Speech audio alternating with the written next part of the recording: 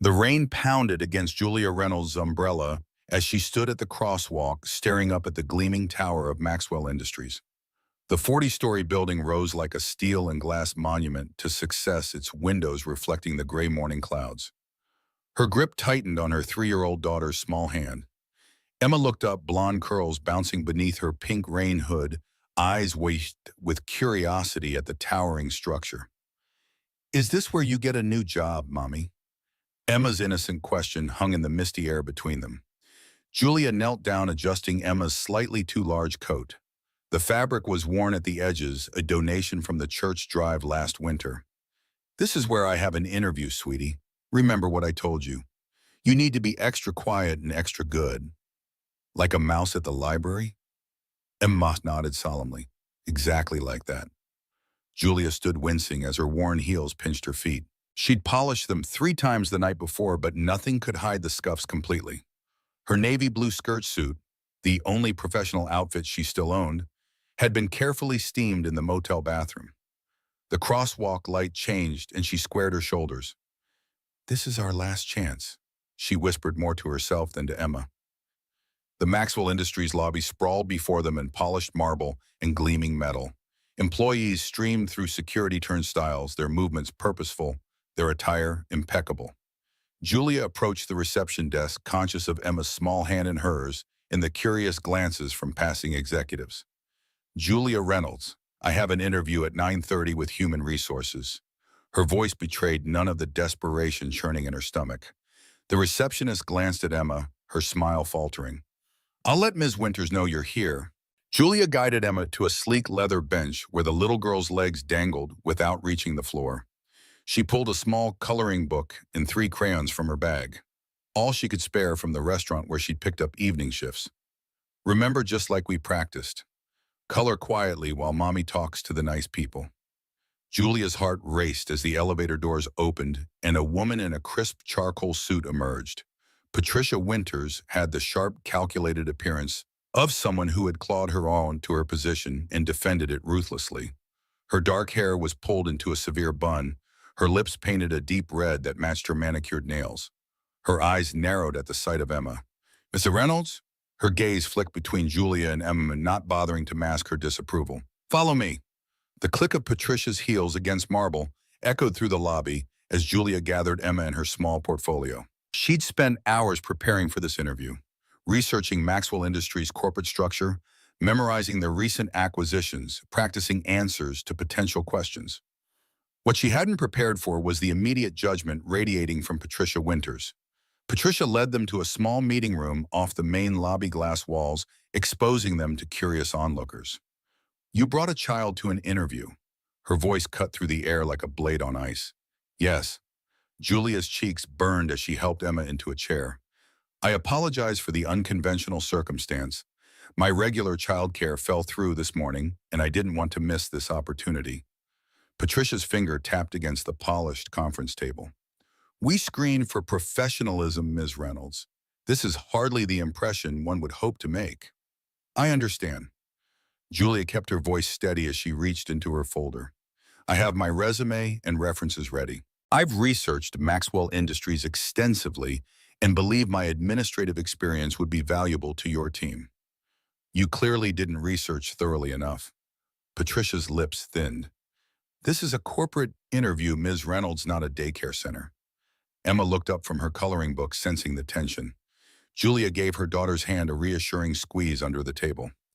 "I understand your concern, but I am here prepared for the interview. I hoped my qualifications would speak for themselves." Patricia glanced at the receptionist who had followed them in. "We have other candidates waiting. Perhaps it would be best to reschedule when you have appropriate childcare arrangements." The dismissal hung in the air like an executioner's axe. 6 weeks of applying for positions, of stretching their meager savings, of eating ramen noodles so Emma could have proper meals, all culminating in this moment of rejection before the interview had even begun. Emma shifted in her seat, her small arm accidentally knocking against a paper cup of water on the edge of the table. The cup tipped, water splashing across the polished surface and dripping onto the floor. The silence that followed felt deafening. "I'm sorry." Julia dropped to her knees instantly, pulling tissues from her bag to mop up the spill. She didn't mean to. This is exactly why children don't belong in a professional environment. Patricia's voice dripped with finality. No one moved to help as Julia crouched on the floor, dabbing at the puddle while Emma watched with wide, frightened eyes. Through the glass walls, employees slowed their pace to observe the scene, some with curiosity, others with detached amusement. Julia felt the weight of their gazes as acutely as she felt the dampness seeping through the tissue onto her fingers. The elevator chimed in the lobby. The sound barely registered as Julia continued wiping the floor, willing herself not to cry, not here, not now. Then a shadow fell across her crouched form. What's happening here? The voice was deep measured, the kind that commanded attention without raising its volume. Julia looked up into the face of a man she recognized immediately from business magazines and the Maxwell Industries website. Richard Maxwell stood tall in a perfectly tailored gray suit, his presence causing an immediate shift in the room's atmosphere. At 35, he had the confident bearing of someone who'd grown accustomed to power, but not grown complacent with it. His dark hair was precisely cut, his jawline sharp, his eyes a penetrating blue that seemed to assess everything in a single glance. Patricia straightened immediately. "Mr. Maxwell, we weren't expecting you on this floor today." Evidently, his gaze swept from the water on the floor to Julia still kneeling beside it, then to Emma, sitting small and quiet in the oversized chair. "And you are Julia Reynolds, sir." She rose quickly, smoothing her skirt with damp hands. "I'm here for the administrative assistant interview." Richard's eyes lingered on Emma before returning to Julia. "And this is your daughter, Actium." "Yes, Emma." Julia's heart hammered against her ribs. "I apologize for the disruption." Patricia stepped forward. "I was just explaining to Ms. Reynolds that bringing a child to an interview indicates a lack of professional judgment. We were about to reschedule." Richard considered this, his expression unreadable. Then he did something that surprised everyone in the room. He pulled out a chair across from Emma and sat down, bringing himself to eye level with the little girl. "Hello, Emma. I'm Richard." His voice softened slightly, though it maintained its natural authority. Emma regarded him solemnly, clutching her crayon. "Hello," she whispered. Richard turned to Patricia. "Ms. Winters, perhaps you could ask Miss Chen to bring us some fresh water." Then he looked at Julia. "Please sit down, Ms. Reynolds. Let's continue with the interview." Patricia's lips parted in surprise. "Sir, this is highly irregular." So is dismissing a candidate before hearing what she has to say. Richard's tone remained pleasant, but the steel beneath it was unmistakable. "I believe in evaluating people on their merits, not their circumstances." Julia slowly took a seat, her mind racing to process this unexpected turn. Patricia retreated from the room with obvious reluctance, leaving them alone except for Emma, who had returned to her coloring with renewed concentration. "Now, Dim." Richard leaned forward slightly. "Tell me your story, Ms. Reynolds. The real one." The directness of his request caught Julia off guard. She'd prepared for standard interview questions about her skills and experience, not this invitation to personal disclosure. Yet something in Richard's steady gaze suggested he would detect any attempt at sanitizing her situation. "I applied for the administrative support position because I have relevant experience and heard Maxwell Industries values efficiency and innovation." Julia began with the professional answer, but Richard's unwavering attention made it clear he was waiting for more. "And," he prompted. Julia exhaled slowly. "And because I need a stable job with health benefits. My daughter and I have had a difficult few years." Richard glanced at Emma, who was carefully coloring within the lines, her small face a study in concentration. "How old is she?" "3, almost 4. A smile briefly softened Julia's features. "She's usually not so quiet. She's being extra good today."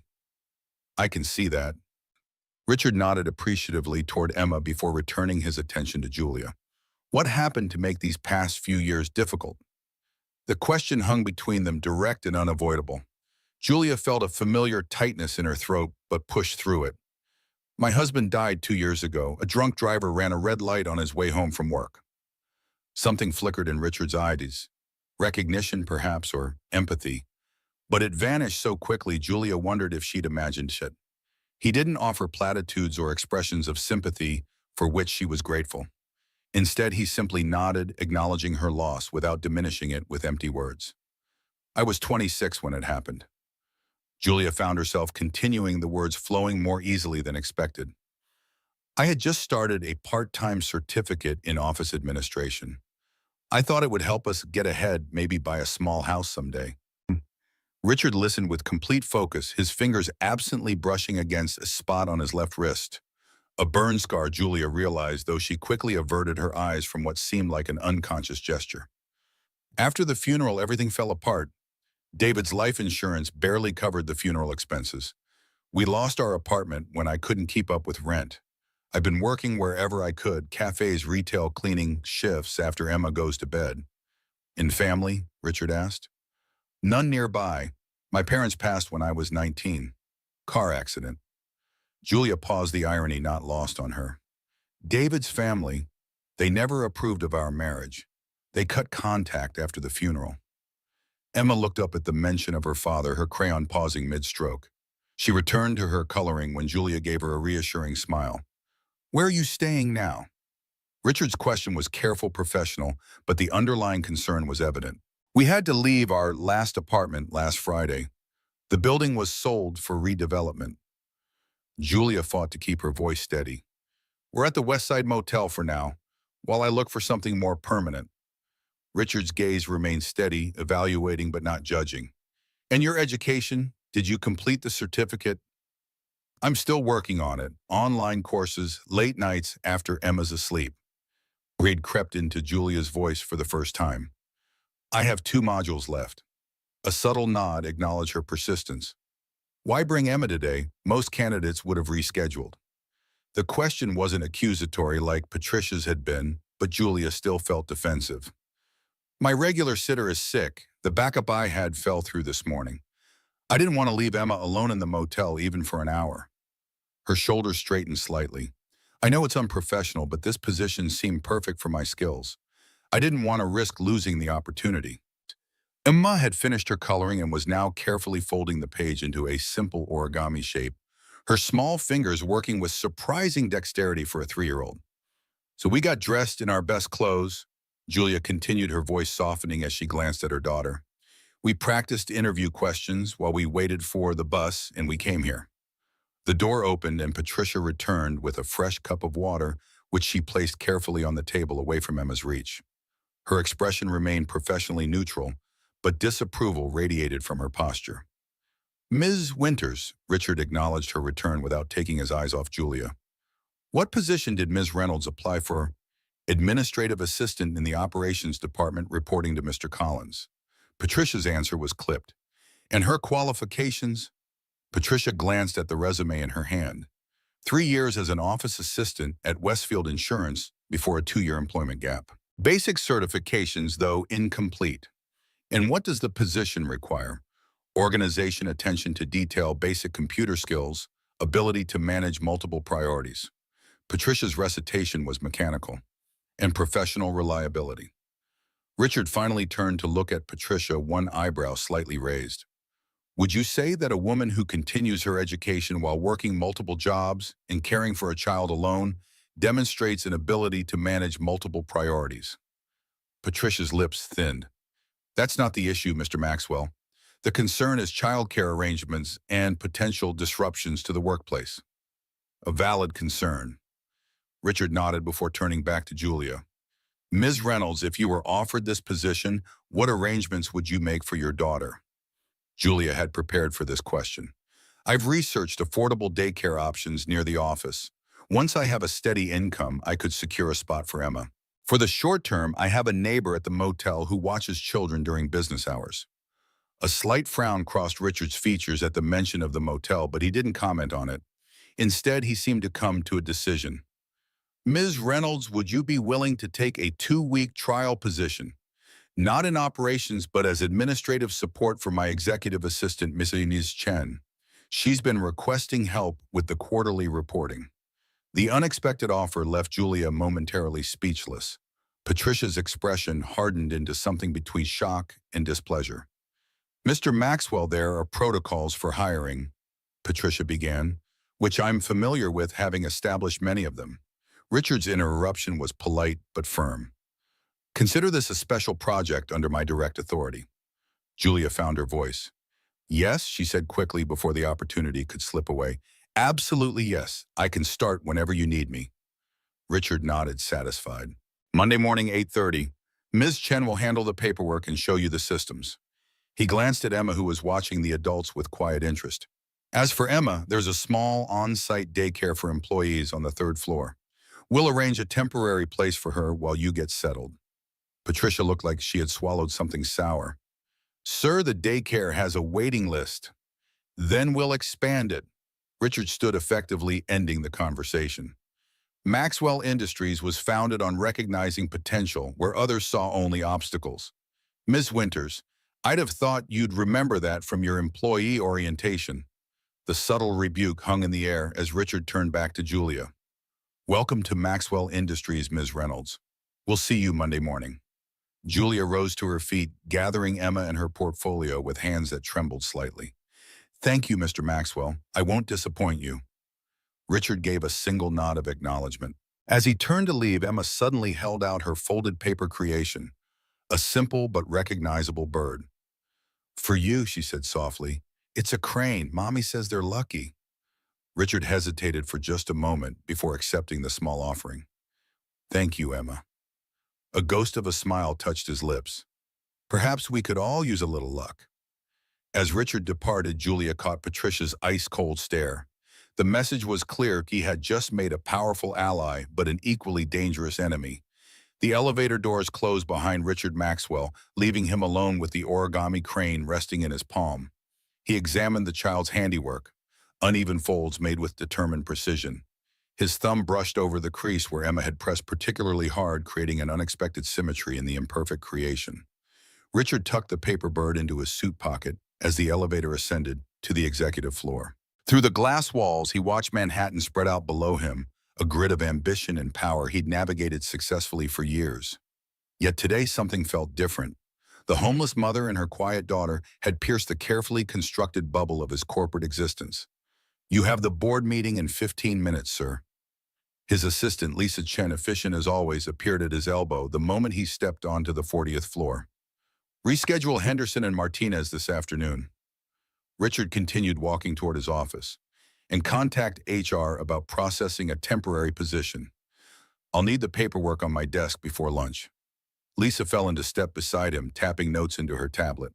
May I ask who the position is for Julia Reynolds? She'll be assisting you with the quarterly reports starting Monday. Richard paused at his office door. And Lisa, contact the daycare center on 3. Her daughter needs placement. Emma, age 3. If Lisa was surprised by the unusual request, her professional demeanor revealed nothing. Of course, sir. Anything else? Richard glanced toward the window where rain continued to streak across the glass. Have security issue them both temporary access badges today. I want everything ready when they arrive Monday morning. Yes, sir. Lisa hesitated. The board has been asking about the Westlake acquisition numbers. They're expecting a full presentation. They'll have it. Richard's tone made it clear the conversation was over. Alone in his office, Richard stood before the floor-to-ceiling windows, watching the rain blur the city into impressionist smudges of gray and light. The origami crane sat on his desk, now a splash of color against the monochrome precision of his workspace. His reflection stared back at him from the glass. The successful CEO, the financial prodigy who had transformed his father's struggling manufacturing company into a diversified corporate powerhouse. What would the board members say if they knew he just hired a homeless woman with a child based on a 10-minute conversation? Richard's hand moved unconsciously to his left wrist, fingers tracing the burn scar hidden beneath his custom shirt cuff. 23 years, and still the phantom heat sometimes woke him at night. The board meeting proceeded with mechanical efficiency. Richard presented the Westlake numbers with his usual precision, fielding questions with the calm authority that had become his trademark. Only Wallace Bennett, the most senior board member, seemed to notice Richard's occasional glances at his watch. Hot date tonight, Richard? Wallace asked as they gathered their materials after the meeting. His tone was light, but his eyes were shrewd behind wire-rimmed glasses. Just the usual dinner with the Shaw Group investors. Richard slipped his tablet into his leather portfolio. Wallace nodded, unconvinced. Patricia Winters called me. Mentioned you intervened in an interview this morning. Richard's expression remained neutral. I observed potential in a candidate others might have overlooked. With a child in tow, I hear. Wallace had been his father's closest advisor, and sometimes Richard felt the older man still saw him as the 12-year-old boy who'd inherited a company too young. Risky. Calculated. Richard met the older man's gaze directly. Sometimes the most valuable assets come in unexpected packages.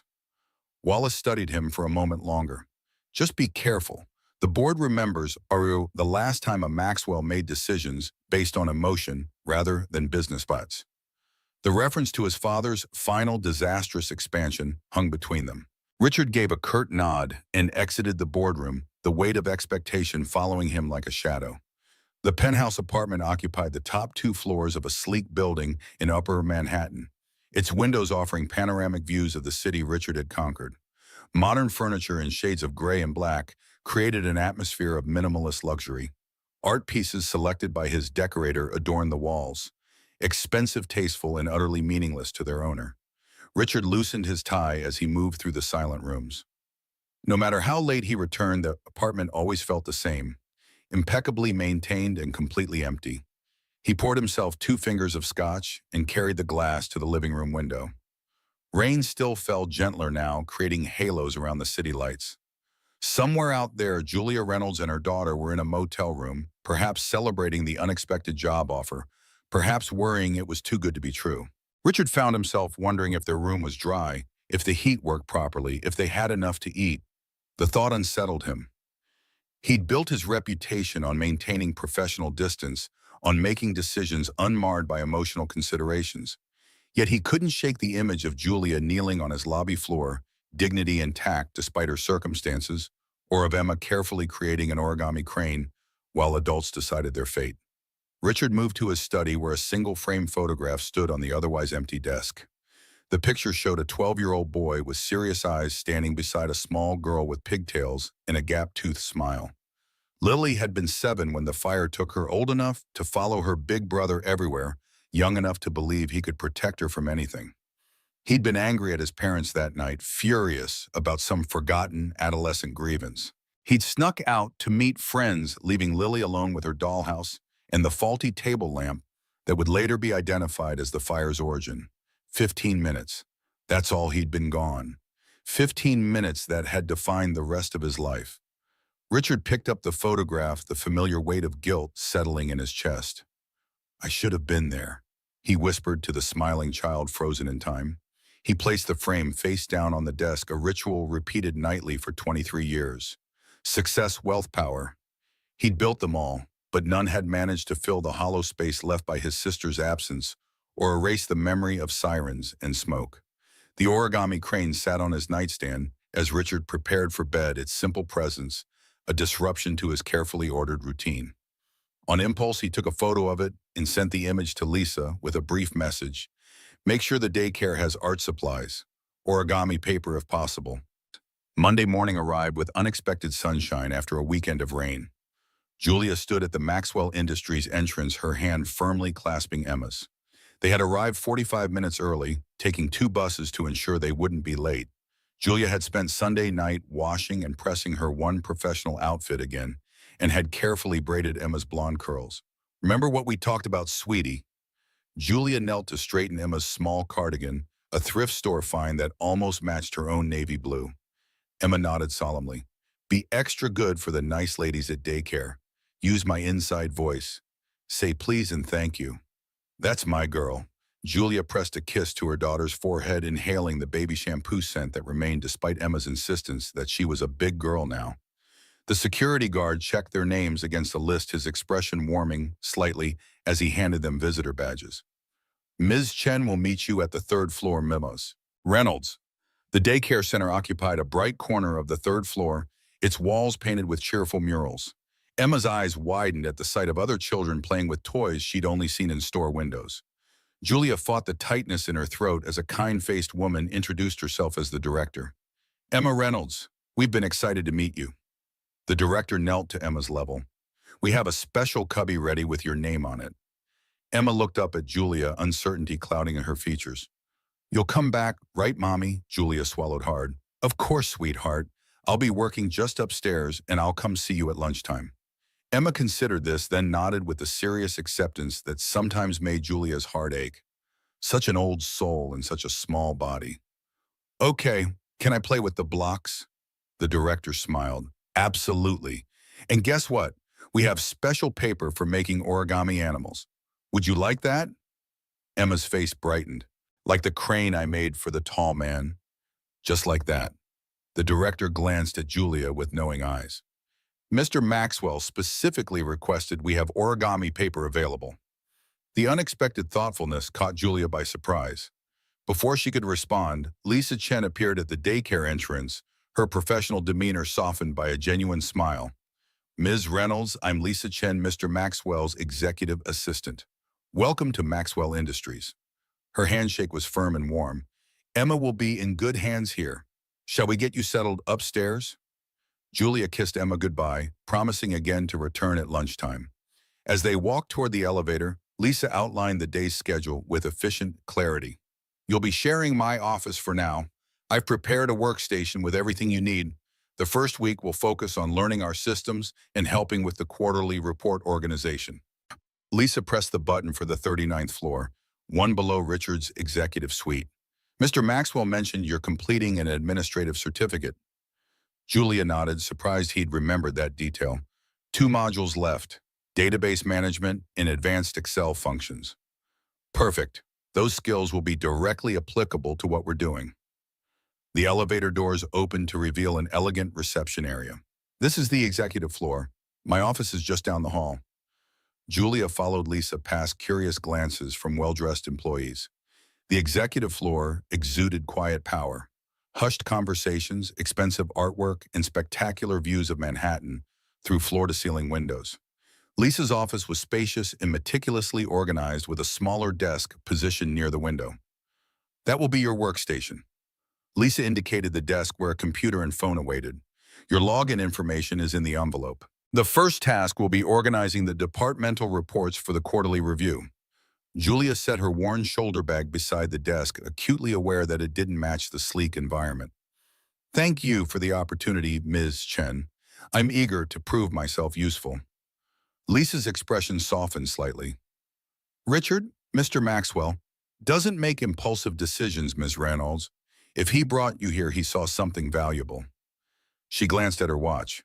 Let's get you logged in and oriented before my 9:30 meeting. The morning passed in a blur of new information. Julia's fingers flew across the keyboard as she organized files, created spreadsheets, and learned the company's proprietary database system.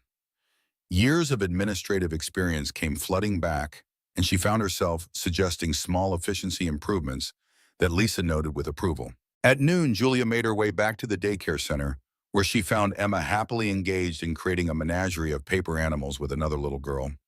The sight of her daughter playing normally safely surrounded by resources Julia could never have provided brought unexpected tears to her eyes. She's doing wonderfully, the director assured her. She has quite a talent for origami. She's been teaching the other children. Julia watched as Emma carefully helped her new friend fold a corner of blue paper. She learned from videos at the library. We would go there on Saturdays when I wasn't working. The director nodded understanding in her eyes. She can continue learning here. We have an art teacher who comes in twice a week. Emma spotted Julia and ran over proudly displaying a paper elephant. Look what I made, Mommy, and I made new friends. That's wonderful, sweetie. Julia hugged her daughter close, breathing in her familiar scent mixed with new smells of Play-Doh and finger paint. Are you having a good day? Oh, hey. Emma nodded enthusiastically. The best day. Can we come back tomorrow? Yes, we can. Julia blinked back tears of relief.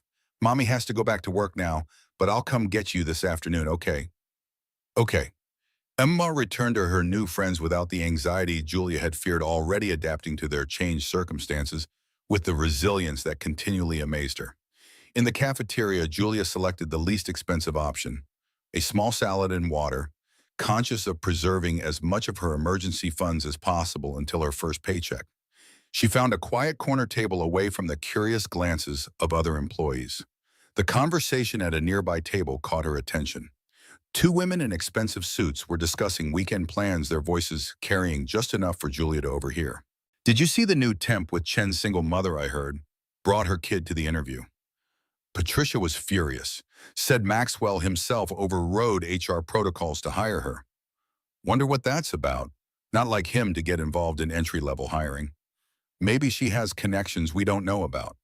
Julia kept her eyes on her salad, her appetite suddenly gone. The whispers had begun, already assumptions and speculation that would follow her through the building.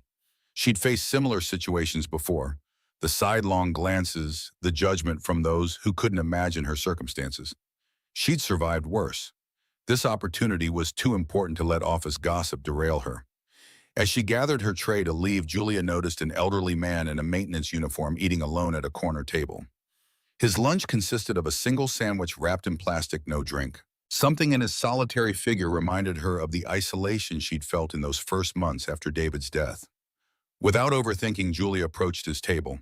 "Excuse me, would you like half of my sandwich? The portions here are bigger than I expected." The man looked up in surprise, his weathered face suspicious at first, then cautiously grateful. "You sure, miss, don't want to take your food?" "I'm sure," Julia smiled, placing half her sandwich on a napkin. "I'm Julia. First day.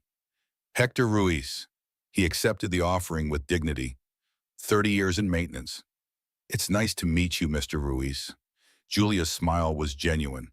"Maybe you can tell me which coffee machine makes the least terrible coffee around here." A small chuckle escaped the older man. "Third floor break room. The one by accounting is always burnt."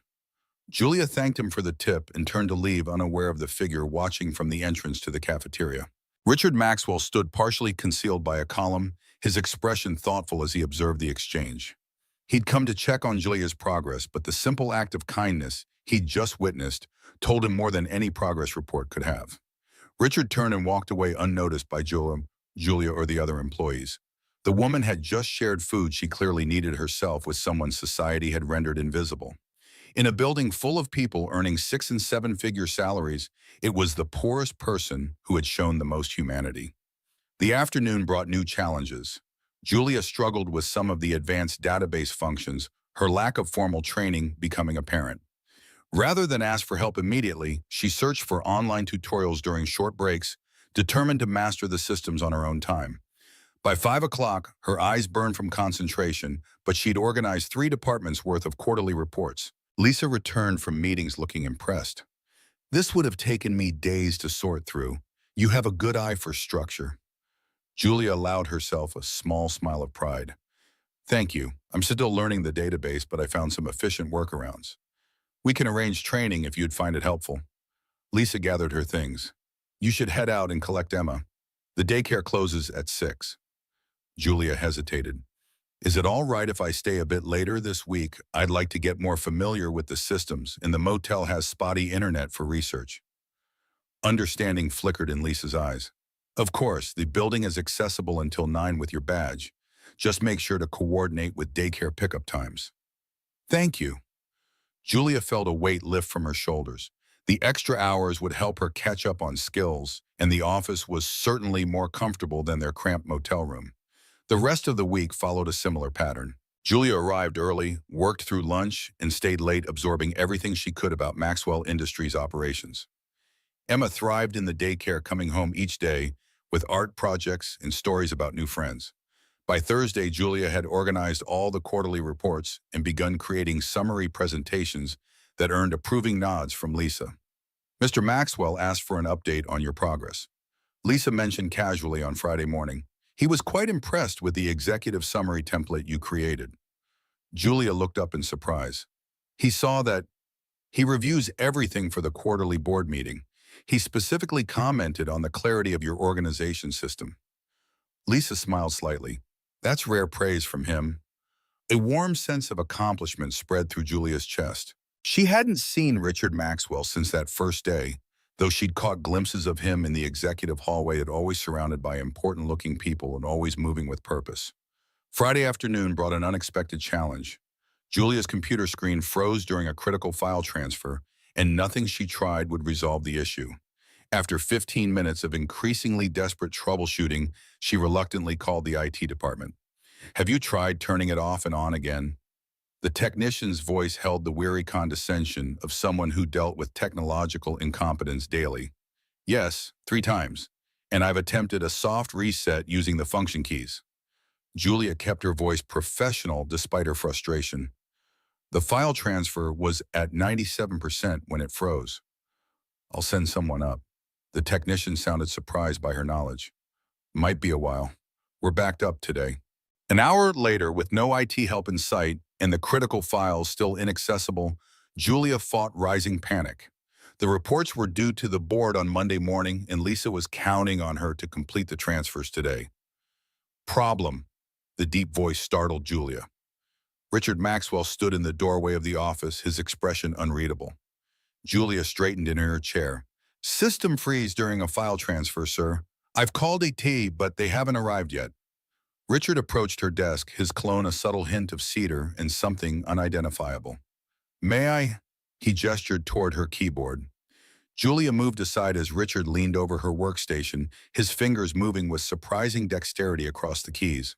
A series of command prompts appeared on the screen, followed by lines of code Julia didn't recognize. Force terminal override, he explained, noticing her curious expression. Faster than waiting for Ed to remember the executive floor exists. The screen flickered, then returned to life, the file transfer resuming where it had left off. There, should complete in about 3 minutes. Thank you. Julia was genuinely impressed. I didn't realize CEOs still remembered how to code. A ghost of a smile touched Richard's lips. Some skills you don't forget. How has your first week been, Ms. Reynolds? Challenging, but good. Julia's answer was honest. Emma loves the daycare. The art teacher is teaching her new origami techniques. Something softened briefly in Richard's expression. Children adapt quickly when they feel secure. He glanced at her organized desk. Lisa tells me you've revolutionized our quarterly reporting process. That's very generous. I just applied some basic efficiency principles. Julia hesitated, then added, Thank you for the opportunity, Mr. Maxwell. It means more than I can express. Richard nodded once his professional demeanor returning. Results matter here, Ms. Reynolds. Yours have been excellent so far. He moved toward the door, then paused. Your 2-week review will be next Friday. Continue as you have been, and I don't anticipate any issues with permanent placement. The promise of stability hung in the air like a lifeline. Julia watched him leave the straight line of his shoulders, betraying none of the compassion he'd shown in brief, unguarded moments. By the end of her first week, Julia had earned cautious respect from Lisa and made one friendly acquaintance, Susan from accounting, who had stopped by to help with a reconciliation issue. She'd also gained a clear enemy in Patricia Winters, whose cold stare followed her whenever they crossed paths.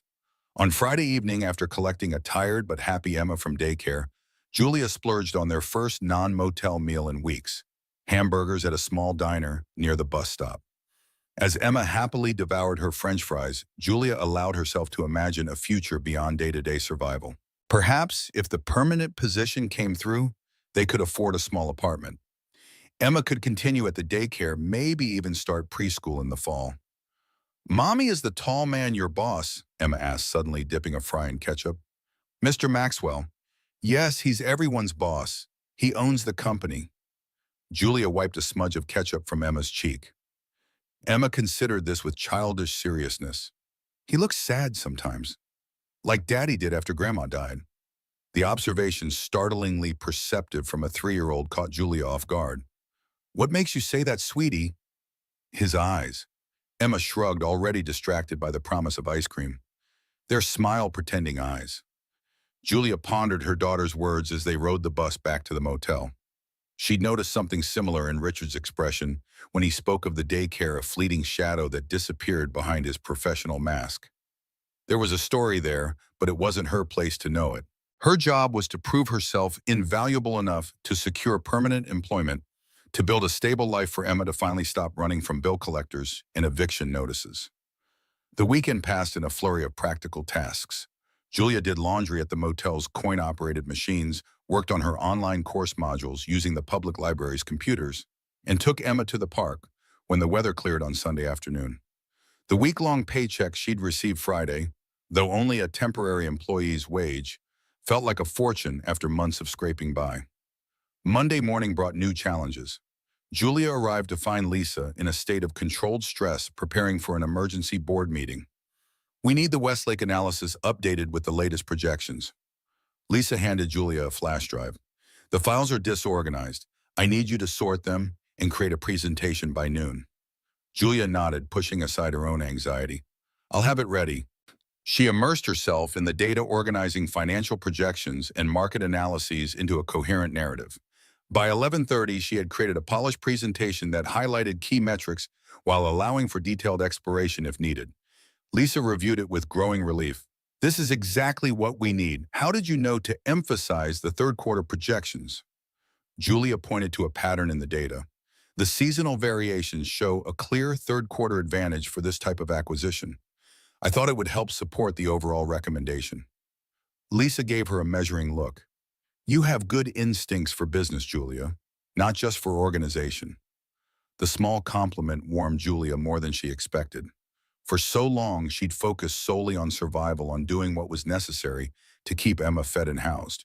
The idea that she might actually be good at this work, that she might have value beyond her desperate need for employment, felt like a revelation. The second week progressed smoothly, with Julia taking on increasing responsibility for the quarterly reporting process.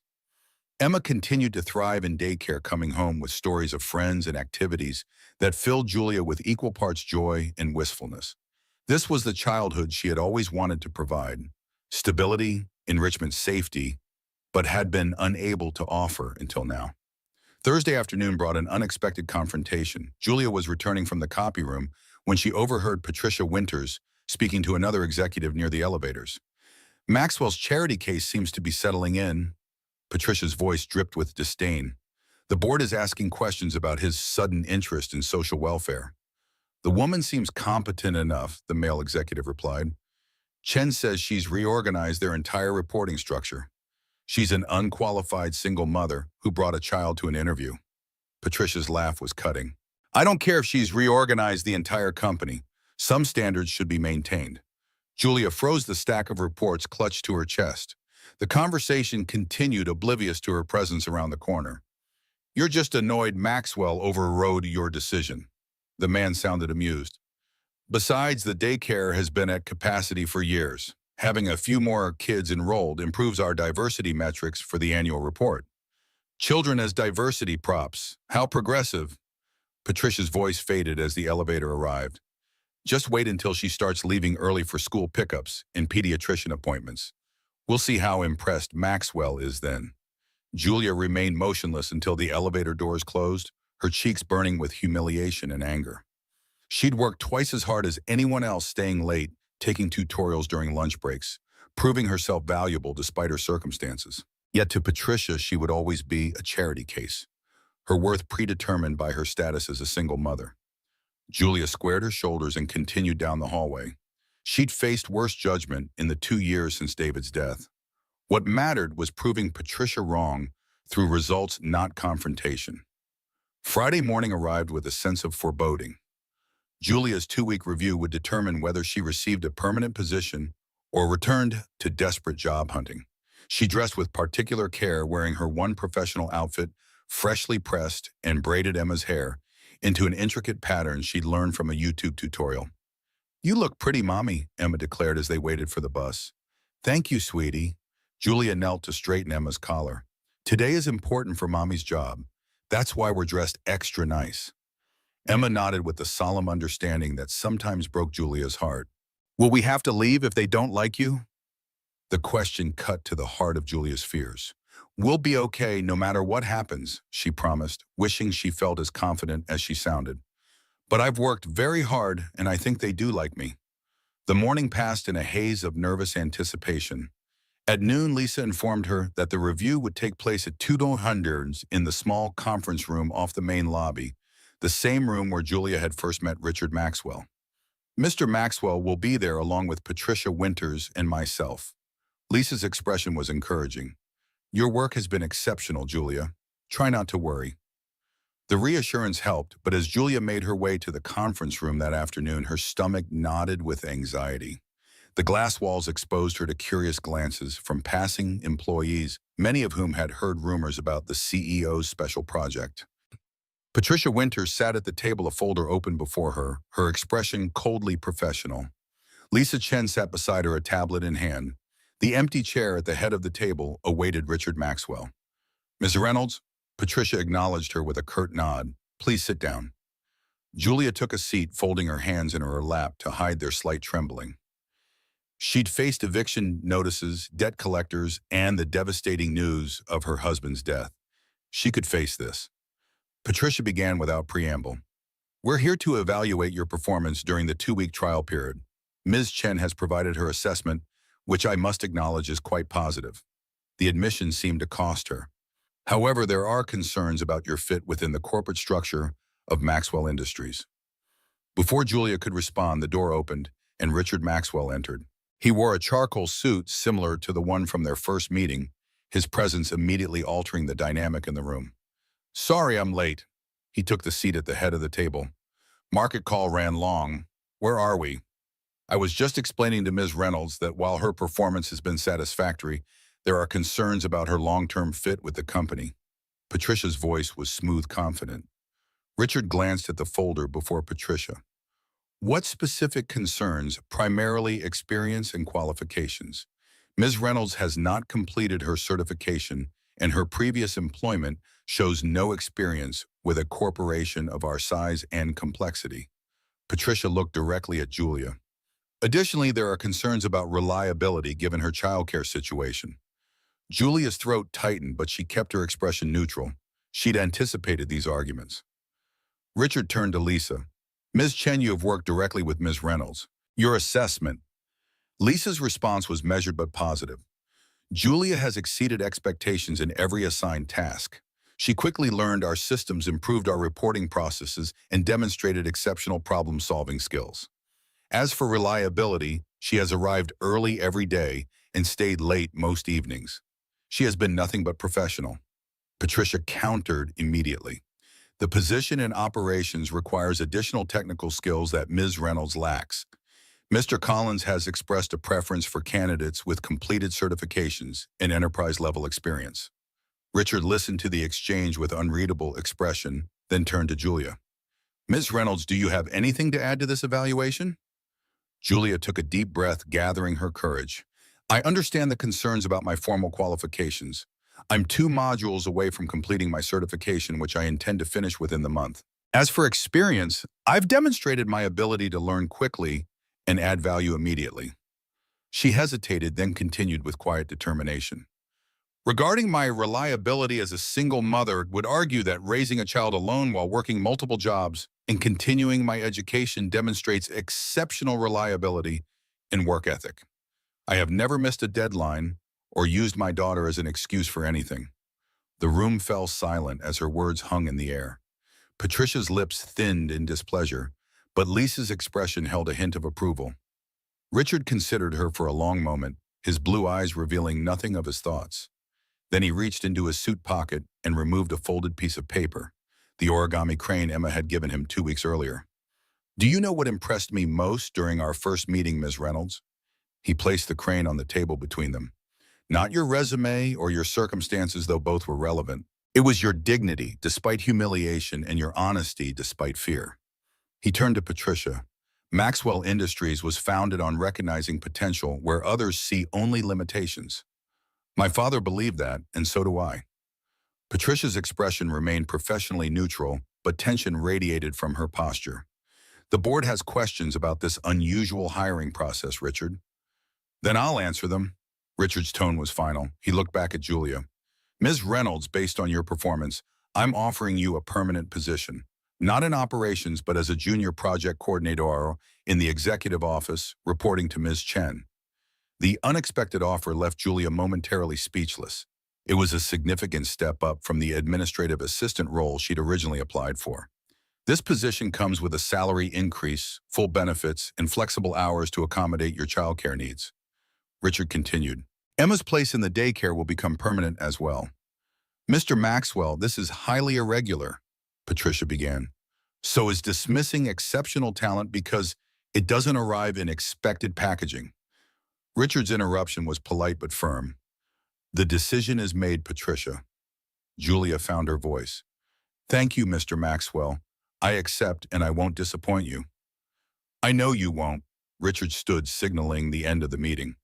"Ms. Chen will handle the paperwork. You'll start your new role on Monday." As Richard left the room, Patricia gathered her materials with barely concealed anger. Her cold gaze met Julia's briefly. "Congratulations, Miss Reynolds. It seems you've made quite an impression." The words were professional, but the message was clear. Julia had gained a permanent position, but also a determined adversary. After Patricia departed, Lisa smiled warmly. "That went better than expected." "Congratulations, Julia. The promotion is well-deserved." "Thank you for your support." Julia's voice trembled slightly with relief. "I'm still processing what just happened. Richard doesn't make these decisions lightly." Lisa gathered her tablet. "He must see something special in your potential." As Julia left the conference room, her phone buzzed with a text from the daycare. Emma had fallen asleep during story time, clutching a paper crane she'd made that morning. The image of her daughter sleeping peacefully secure in her new environment brought tears to Julia's eyes. For the first time in 2 years, Julia allowed herself to believe in a future beyond mere survival. As she walked toward the elevator to collect Emma, she passed the cafeteria where Hector Ruiz sat alone at his usual corner table. Without hesitation, she detoured inside. "Mr. Ruiz," she greeted the elderly janitor. "I got some good news today. Would you mind if I joined you for a moment?" The old man's weathered face broke into a smile. "Not at all, miss. Not at all." From the executive hallway, Richard Maxwell observed the exchange, watching as Julia sat across from the janitor, everyone else ignored, sharing her moment of triumph with someone society had rendered invisible. Her half-eaten sandwich remained on her tray as she spoke animatedly, the maintenance worker's eyes crinkling with genuine pleasure at her success. Richard turned away, the scene stirring something long dormant in his chest. In Julia Reynolds, he'd found something increasingly rare in his world of power and ambition: authentic human kindness without agenda or expectation. The question that followed him to the elevator was unexpected and unsettling. When had he last demonstrated the same? As the elevator doors closed, Richard noticed Emma's drawing that had fallen from Julia's bag. A simple crayon sketch of 3 stick figures, a small one with yellow hair, a taller one with brown hair, and a very tall one in a gray rectangle labeled "Nice Boss" standing beside them. The image remained in his mind long after the elevator carried him back to the isolation of the executive floor. 3 months passed in a rhythm of stability Julia hadn't known since David's death. Each morning, she and Emma would board the uptown bus at 7:15, Emma chattering about daycare friends and origami animals, while Julia mentally organized her day ahead. The junior project coordinator position had proven more challenging and rewarding than she'd expected, with Lisa Chen gradually entrusting her with greater responsibilities. Spring had arrived in New York, painting Central Park in pastels and softening the hard edges of Manhattan's skyline. On this particular Sunday, the unexpected warmth had drawn half the city outdoors after a long winter. Richard Maxwell's driver navigated the black SUV along the winding Park Road, taking an unplanned detour due to road closures for a charity marathon. Richard barely noticed the change en route, with his attention fixed on quarterly projections displayed on his tablet. The board meeting tomorrow would determine the direction of a major expansion, and Wallace Bennett had made his skepticism abundantly clear during their Friday briefing. The numbers supported Richard's vision, but Wallace's influence with other board members couldn't be underestimated. A flash of familiar blonde curls caught Richard's peripheral vision as the SUV rounded a bend near the duck pond. He glanced up, recognizing Emma's animated movements instantly. The little girl crouched beside a park bench, reaching for something beneath it, while Julia knelt beside her in jeans and a light jacket, a stark contrast to her workday attire. "Pull over," Richard instructed his driver, surprising himself with the impulsive command. The SUV eased to the curb as Richard watched Julia help Emma retrieve a plastic water bottle tangled in the grass. Mother and daughter examined their find with matching expressions of concentration. "Okay, Emma, where does this go?" Julia's voice carried clearly through the open car window. Emma scanned the area, spotted a trash can, and trotted over with purposeful determination. She dropped the bottle in with exaggerated care, then turned back to her mother with a triumphant grin. Richard found himself opening the car door before he'd fully considered the implications. Wait here, he told his driver. I won't be long.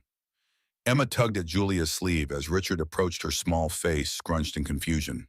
But Mommy, why do we clean when it's not our trash? Julia brushed a leaf from her daughter's curls, unaware of Richard's presence just a few yards away. Because we don't wait for the world to be kind, baby. We make it kind. The simple wisdom of her answer stopped Richard mid-stride. In that unguarded moment, with no awareness of being observed, Julia had articulated a philosophy his own parents had tried to instill in him, one that the pressures of corporate leadership had gradually eroded. Looks like I found the city's newest cleanup crew, Richard said, stepping into their line of vision. Julia turned surprise, flashing across her features. The casual weekend version of Julia Reynolds contrasted sharply with her professional persona, hair loose around her shoulders, cheeks flushed from the spring air, no makeup concealing the light freckles across her nose. Mr. Maxwell, Emma's recognition was instantaneous and enthusiastic. She bounced on her toes, previous shyness forgotten after months of seeing him in the hallways near the daycare. Richard gave a small bow in the child's direction. Miss Emma. Julia's smile held warmth but uncertainty. I didn't expect to see you here. Me neither, Richard admitted, hands sliding into the pockets of his casual slacks, as close to weekend attire as he ever came. But I'm glad I did. A beat of silence passed between them, awkward yet oddly comfortable. The professional hierarchy that defined their interactions at Maxwell Industries seemed diminished by the neutral territory of Central Park. Have you two had lunch? The question emerged before Richard had fully considered it. Emma perked up immediately. Pizza, Julia's expression suggested she might decline maternal instinct warring with workplace diplomacy. Richard found himself unexpectedly hoping she would accept. There's a place nearby wood-fired outdoor seating. Richard gestured vaguely toward the east side of the park. Best margarita in Manhattan. Julia glanced at Emma, whose hopeful expression would have melted sterner resolve than back at Richard. His smile wasn't the practiced expression he wore for investors or board members, just a simple human invitation. Okay, she conceded. That sounds nice. 20 minutes later, they sat beneath a striped umbrella at a small Italian restaurant 2 blocks from the park. Emma colored intently on a children's menu, while Julia picked at her salad, occasionally glancing at Richard as if trying to reconcile this casual version with the CEO she knew. Richard had removed his blazer in concession to the warm day sleeves rolled to his forearms. Without the trappings of his executive persona, he appeared younger, less intimidating. He watched Emma carefully trace the maze on her placemat, her small face a study in concentration. She's very focused, Richard observed, breaking a comfortable silence. Only when something interests her. The rest of the time, she's perpetual motion. Julia's expression softened as she watched her daughter. She's been obsessed with origami since the daycare classes started. Our motel room is overflowing with paper animals. You're still at the motel? Richard frowned slightly. Julia nodded, discomfort flickering across her features. I'm saving for a security deposit on an apartment. Another month or two, hopefully. Richard absorbed this information without comment, though his jaw tightened almost imperceptibly. The salary he'd approved for her position should have been sufficient for basic housing. He made a mental note to review the compensation structure with HR, discreetly to avoid creating additional tension between Julia and Patricia. That answer you gave Emma about making the world kind. Richard shook his head slightly. That was beautiful. Julia shrugged, a hint of color touching her cheeks. I just want her to grow up knowing kindness isn't something you wait for or earn. Is that how you were raised? The question was personal, crossing the invisible boundary between their professional relationship and something more complex. No, she admitted, surprising him with her candor. I was raised to hope kindness might show up if you were lucky. The waitress arrived with their pizzas, temporarily interrupting the conversation. Emma's eyes widened at the sight of her small cheese pizza decorated with bell pepper slices to form a smiley face. Julia dabbed her mouth with a napkin after taking a bite. After David died, I thought grief would be the worst part, but it wasn't. Surviving was waking up every day pretending I had it together when my whole life was in boxes. Richard listened without interruption, sensing she rarely had the opportunity to articulate these thoughts. I thought if I worked harder, smiled more, asked for less, I'd be okay. Julia's voice quieted. But life doesn't reward effort. It rewards image. Richard leaned forward slightly, his expression unexpectedly intense. You're wrong. Julia raised an eyebrow at his directness. The world might not always care, Richard continued, but I do. I care about substance. Their eyes met across the table, the moment stretching into something neither had anticipated.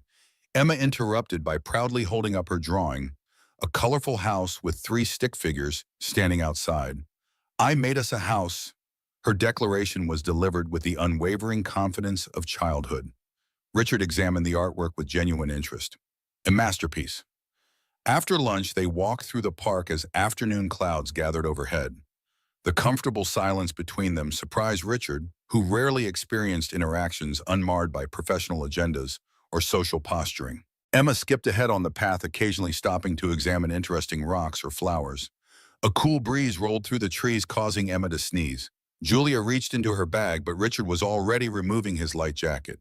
Here, he offered, draping it around Emma's small shoulders before Julia could object. You don't have to, Julia began. I do, Richard replied simply. Julia studied him with new curiosity. She's okay, really. Richard shook his head, watching Emma parade proudly in his oversized jacket. A good leader notices who's shivering in silence. Julia stopped walking, something in her expression shifting as she looked at him. Not the wealthy CEO or the powerful executive, but the man who had just made her daughter feel protected. For the first time, she seemed to see beyond his position to the person beneath. By Monday morning, the weekend encounter had transformed into office whispers. Julia noticed the subtle shift immediately. Conversations that stopped when she approached curious glances from coworkers who had previously ignored her existence. Susan from accounting pulled her aside near the break room, concern evident in her expression. People are talking about you and Maxwell, Susan murmured, keeping her voice low. Someone saw you having lunch together in the park. Julia's stomach tightened. It was a coincidence. We ran into each other while I was there with Emma. Intent doesn't matter in corporate gossip. Susan's warning was gentle but serious. Patricia's been in closed-door meetings with HR all morning. Just be careful. The warning proved prescient. By Tuesday afternoon, Julia found herself reassigned to a basement filing project, a task far below her position's responsibilities and unmistakably punitive. The message was clear: Patricia was reclaiming territory. Rather than protest, Julia approached the task with the same diligence she'd applied to executive projects. She reorganized the chaotic archive system, implemented digital cross-referencing, and completed 3 weeks' worth of expected work in 5 days. If Patricia intended the assignment as punishment, Julia would transform it into another demonstration of her value. The strategy worked. Lisa Chen appeared in the basement archive on Friday afternoon, expressions somewhere between amused and impressed. I've been looking for these quarterly reports from 2018 for months, Lisa observed, examining the newly organized shelves. I see you've been busy. Julia continued labeling a box of contracts. Just trying to be thorough. Your thoroughness has been noticed. You can return to your regular duties on Monday. Lisa paused. Richard asked why you weren't at yesterday's project meeting. The casual use of the CEO's first name wasn't lost on Julia. In the executive office, Lisa and Richard had worked together for years, their professional relationship comfortable without crossing lines. Julia had maintained careful formality, conscious of her precarious position. I assumed Ms. Winters had reassigned me permanently. Julia kept her tone neutral, betraying none of the frustration she'd felt at the transparent demotion. Patricia doesn't have the authority to reassign executive office staff without approval. Lisa's smile held a hint of satisfaction, which Richard reminded her of this morning. The invisible power struggle continuing around her made Julia increasingly uncomfortable. She hadn't asked for Richard's intervention or special treatment. Every such instance only fueled the whispers and reinforced Patricia's animosity. Later that afternoon, Julia's concerns materialized in the form of an email. Meeting Request Board, Inquiry Committee, Monday 9 a.m., Conference Room 5B. The sender was Wallace Bennett himself, the most senior board member and Richard's occasional adversary. Susan intercepted Julia near the elevators as she prepared to collect Emma from daycare. Conference Room 5B is where they conduct internal investigations, she whispered. What did you do? Exist, apparently. Julia's attempt at humor fell flat against her growing anxiety. The weekend passed in a haze of worry. Julia took Emma to the Children's Museum on Saturday, forcing herself to remain present for her daughter's excitement rather than dwelling on Monday's meeting.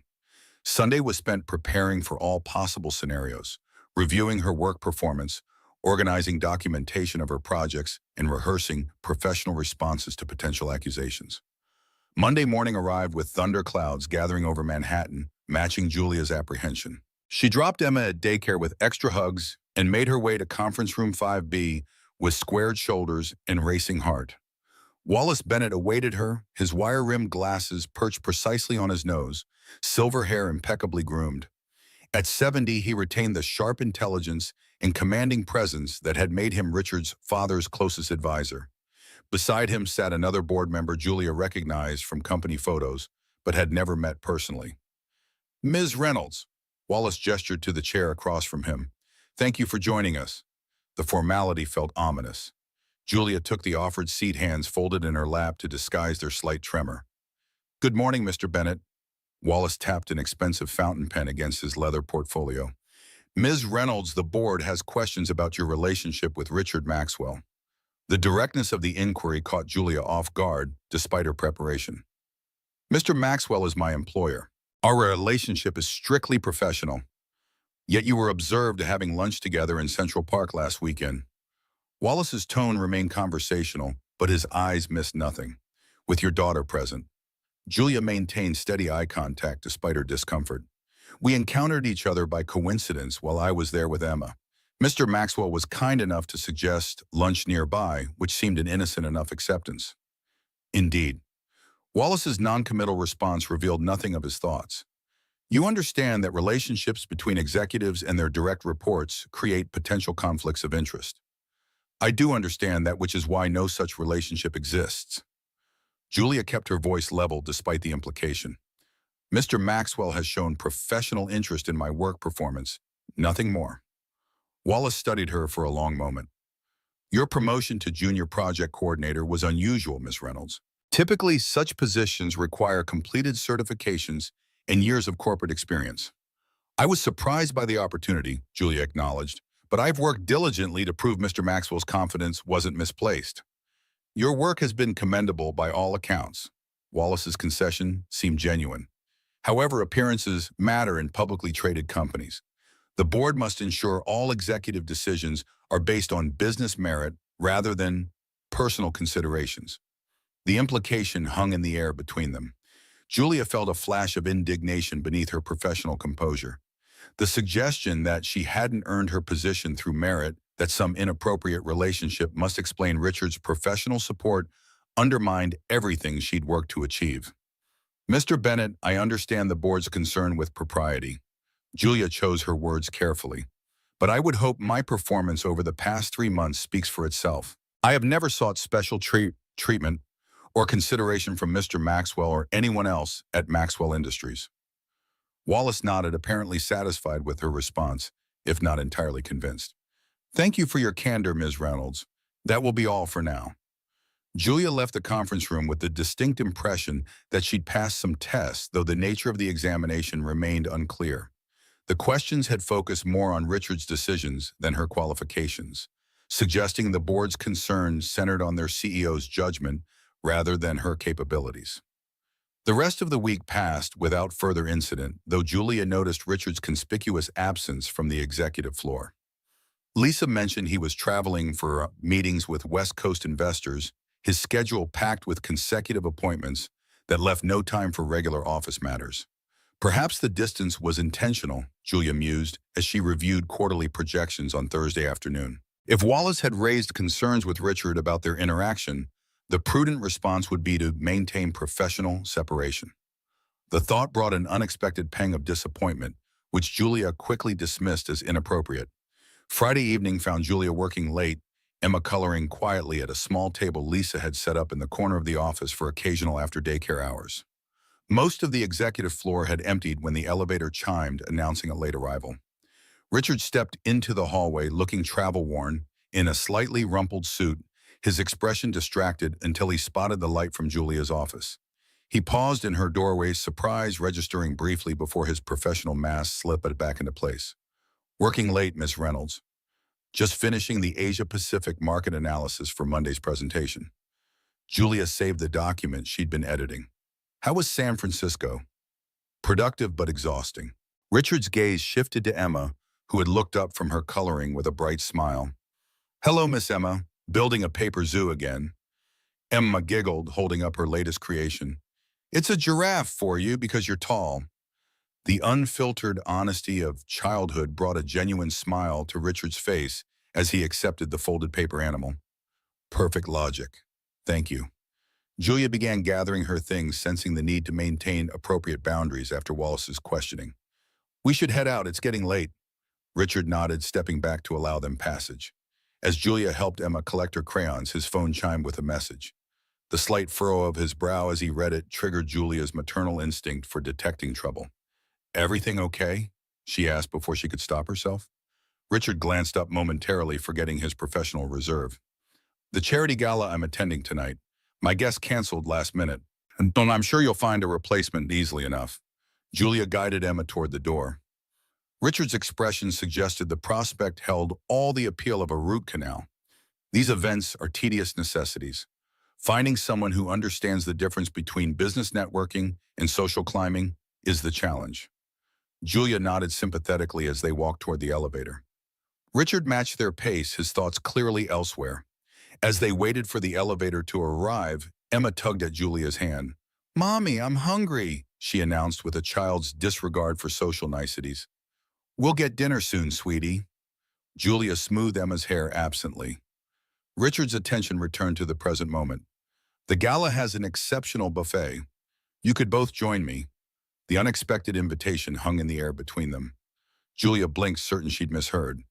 I don't think it's a children's hospital fundraiser. Richard continued, warming to the idea. Family-friendly, at least for the first few hours. Emma might enjoy the music. Julia hesitated, professional instinct warring with the simple reality that Emma was hungry and their refrigerator at the motel contained only yogurt and apple juice. We're hardly dressed for a gala. Richard glanced at his watch. We have time. I know a boutique that stays open late for special clients. Mr. Maxwell, I appreciate the offer, but... Richard, he corrected gently, at least outside the office. The elevator arrived, doors sliding open with a soft chime. Emma looked between the adults, sensing the undercurrent of their exchange. Can we go to the party? Mommy? Her hopeful expression made refusal exponentially more difficult. Julia's resolve wavered.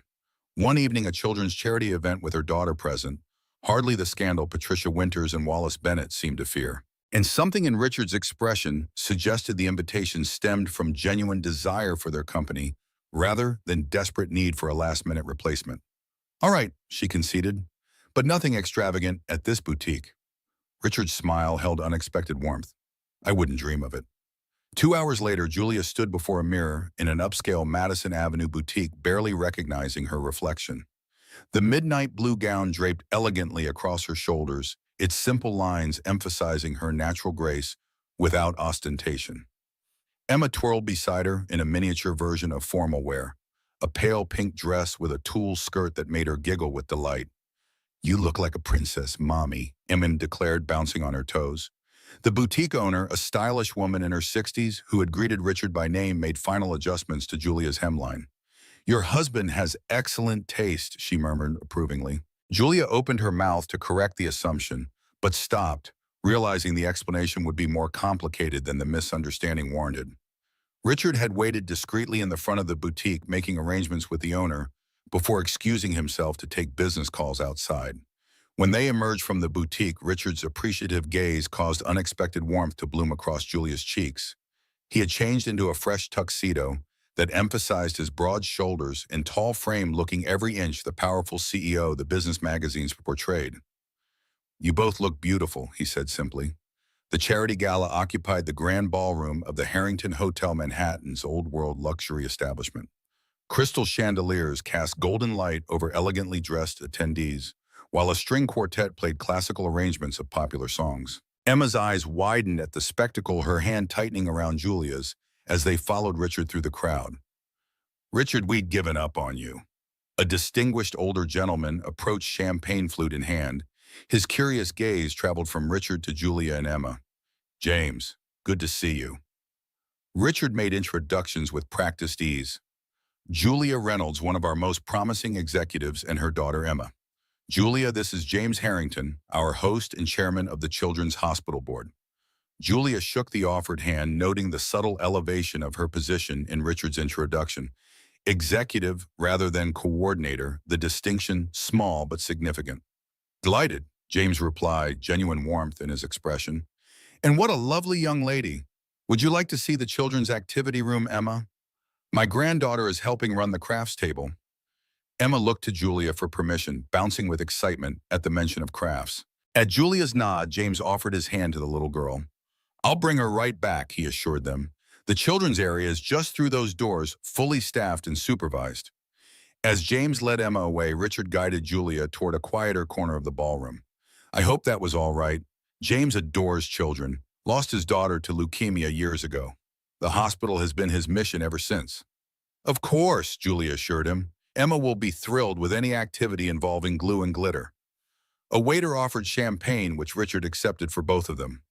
Julia took a small sip, unaccustomed to the crisp bubbles against her palate. The evening felt surreal. Hours ago, she'd been finishing budget spreadsheets, and now she stood in designer couture sipping champagne beside one of New York's most powerful CEOs. "Everyone's staring," she murmured, acutely aware of curious glances from nearby guests. "They always stare," Richard replied with resignation. "It comes with the position." "And the mysterious guest," Julia raised an eyebrow slightly. "I imagine that adds to the intrigue." A hint of a smile touched Richard's lips. Let them wonder. The next hour passed in a blur of introductions and conversations that felt like subtle tests of Julia's business acumen and social grace. Richard remained attentive, without hovering, occasionally steering her away from particularly aggressive networkers with practiced diplomacy. Emma returned from the children's area with a glitter-covered creation and chocolate smudges at the corners of her mouth. She settled happily at their table for dinner, the novelty of the elaborate place settings keeping her entertained while the adults conversed. "Your daughter is charming," observed an elegant woman seated across from them. "Such lovely manners." "Thank you," Julia replied, helping Emma navigate the multiple forks beside her plate. "She's my best work in progress." The woman laughed appreciatively, then turned to Richard. "You must be proud of them both, Richard. Refreshing to finally meet your family after all these years of bachelor auction appearances." Before Julia could correct the misunderstanding, Richard smoothly redirected the conversation. "Julia is one of our most valued team members at Maxwell Industries. Her organizational systems have revolutionized our quarterly reporting process." The professional context established, Julia relaxed slightly, though she noticed Richard hadn't explicitly denied the woman's assumption. The evening continued pleasantly, with Emma eventually curling against Julia's side eyelids, heavy as the string quartet played softly in the background. "I should get her home," Julia whispered to Richard as Emma fought to keep her eyes open. "It's well past her bedtime." Richard nodded immediately, signaling for their coats. As they waited in the hotel lobby for his driver to bring the car around, Emma finally surrendered to sleep, her small body heavy against Julia's shoulder. "Here, let me," Richard offered, gently lifting Emma into his arms. The child didn't stir, instinctively nestling against his chest with complete trust. Something shifted in Richard's expression as he held the sleeping child, a softening around his eyes, a protective curve of his shoulders. Julia felt an unexpected tightness in her throat at the tableau they created, standing together in the elegant lobby, with Emma between them, the picture of a family they weren't. The drive to Julia's motel passed in comfortable silence, Emma sleeping soundly against her mother's side. When the car pulled up to the dingy building, reality crashed back with jarring force. The contrast between the evening's luxury and the harsh fluorescent lights of the motel parking lot couldn't have been starker. "Thank you for tonight," Julia said softly as the driver opened her door. "Emma will remember it forever." Richard nodded, his expression unreadable in the dim car interior. "The pleasure was mine." Julia carefully gathered her sleeping daughter, managing the awkward wait with practiced ease. Richard watched them disappear into the motel room, the car remaining in the parking lot until the lights came on inside, a protective gesture that didn't go unnoticed. Monday morning brought Patricia Winters to Julia's office door, her expression glacial. "The board would like to see you now." Julia's stomach dropped, but she maintained her professional composure as she followed Patricia to the executive conference room. Inside, Wallace Bennett and three other board members sat in grim silence, a folder of photographs spread across the polished table before them. "Ms. Reynolds," Wallace began without preamble, "perhaps you can explain these." Julia glanced at the images, high-quality photographs of her and Richard at the charity gala, Richard carrying Emma to the car, the three of them entering the boutique together. The photos created a narrative of intimacy completely divorced from the reality of their professional relationship. "These were taken at the Children's Hospital fundraiser," Julia replied calmly. "Mr. Maxwell invited Emma and me when his original guest canceled unexpectedly." Patricia made a soft sound of disbelief. "The boutique visit before the gala suggests premeditation rather than spontaneity." Julia kept her gaze steady. "Mr. Maxwell suggested appropriate attire would be necessary for the event. We stopped briefly on the way." "Ms. Reynolds," Wallace's tone was measured but stern. "When we spoke last week, you assured me your relationship with Richard was strictly professional." "It is," Julia insisted. "The charity event was a professional engagement, where other employees observed Richard carrying your sleeping child to his car," Patricia interjected. "Hardly standard professional protocol." Julia felt heat rising in her cheeks, anger mingling with humiliation. "Emma fell asleep at the event. Mr. Maxwell was being kind to a tired child, nothing more." Wallace pushed a document across the table toward her. "This is a voluntary resignation with generous severance, 2 months' salary, extended benefits, and a positive reference." Julia stared at the paper, her heart pounding in her ears. After everything she'd overcome, after all her hard work and dedication, she was being pushed out based on photographs that implied a relationship that didn't exist. "This isn't right," she said quietly. "It's the cleanest solution for everyone involved," Wallace countered. "No formal investigation, no uncomfortable questions about Richard's judgment or your qualifications. You can secure new employment without difficulty using our reference."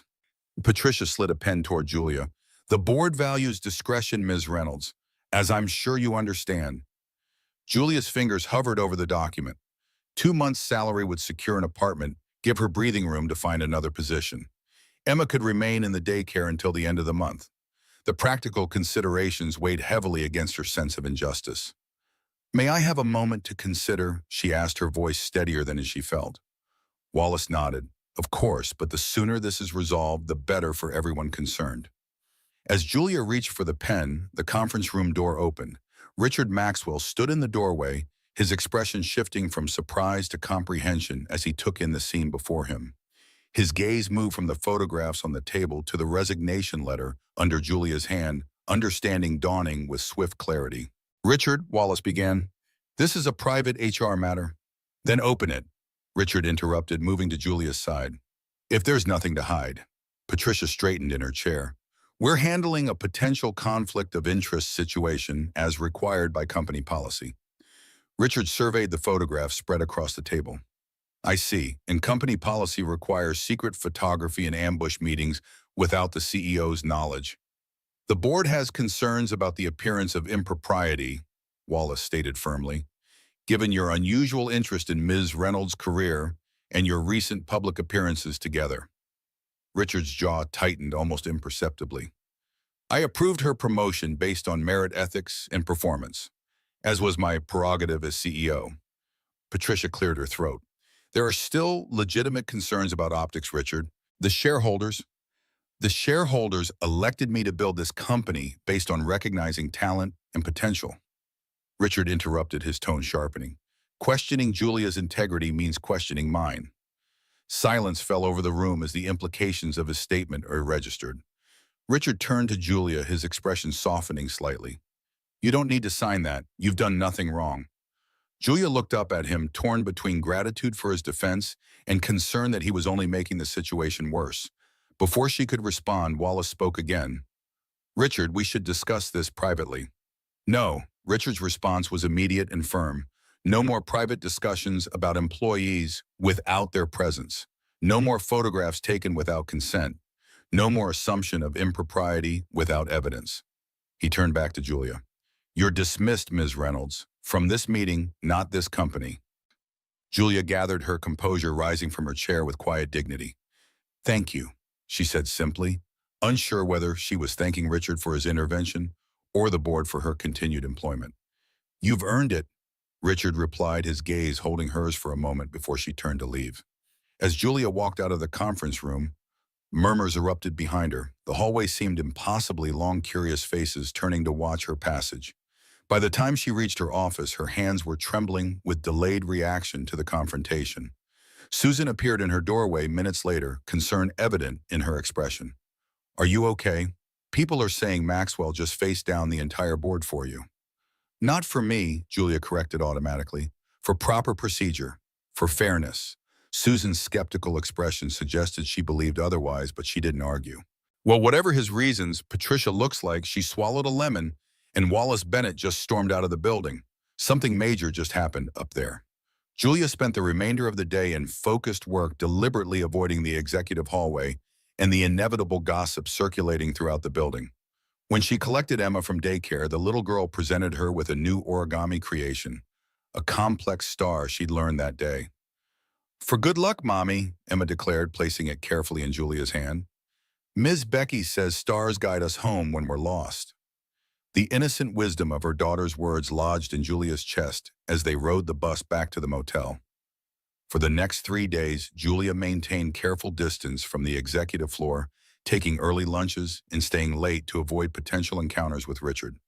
It wasn't fear that motivated her avoidance, but a growing awareness of the complex dynamics surrounding their interactions. On the third evening, as Julia worked alone in her office long after most employees had departed, her email chimed with a new message. The sender was Richard Maxwell, the subject line blank. The body contained only a single line. You are more than what they say. You are exactly what this company needs.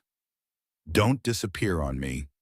Julia read the message 3 times, her finger hovering over the delete button, before she finally closed it without responding. Standing at her office window, she gazed out at the Manhattan skyline glittering against the night sky and whispered to the empty room, why does that make it harder? 2 days later, a calendar invitation appeared on her schedule. No title, just rooftop, 6:15 p.m. The sender was Lisa Chen, but Julia had no doubt about the invitation's origin. She nearly declined automatically, professional self-preservation, warring with curiosity. At 6:12, Julia found herself standing at the stairwell door leading to the building's roof garden, heart thundering against her ribs, hand hesitating on the handle. The evening air carried the first hint of summer warmth as she pushed the door open, stepping onto the rooftop terrace normally reserved for executive functions. Manhattan stretched before her, bathed in golden light from the setting sun. The city seemed both intimate and vast from this height, its endless grid of ambition and struggle transformed into an abstract painting of light and shadow. Richard stood near the edge suit jacket draped over a nearby chair, sleeves rolled to his forearms, as he gazed out at the vista below. He didn't turn when she approached, though she knew he'd heard her arrival. Thank you for coming. Julia stopped several feet away, arms crossed protectively across her chest. I shouldn't be here. Probably not, Richard acknowledged, still facing the cityscape. But I'm glad you are. Silence settled between them, not uncomfortable but weighted with unspoken complexities. The distance between them measured more than physical space, spanning worlds of experience and expectation that seemed increasingly difficult to bridge. Richard finally broke the quiet, his voice pitched low enough that Julia had to step closer to hear him clearly.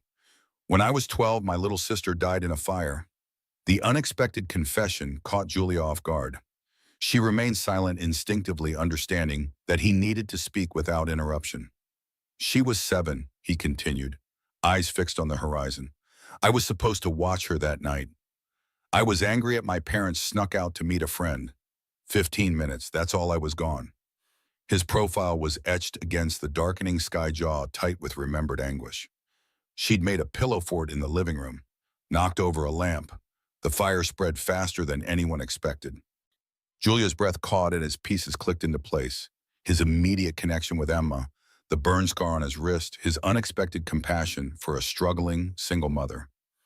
They told me she probably never woke up, Richard continued, his voice steady despite the painful memory.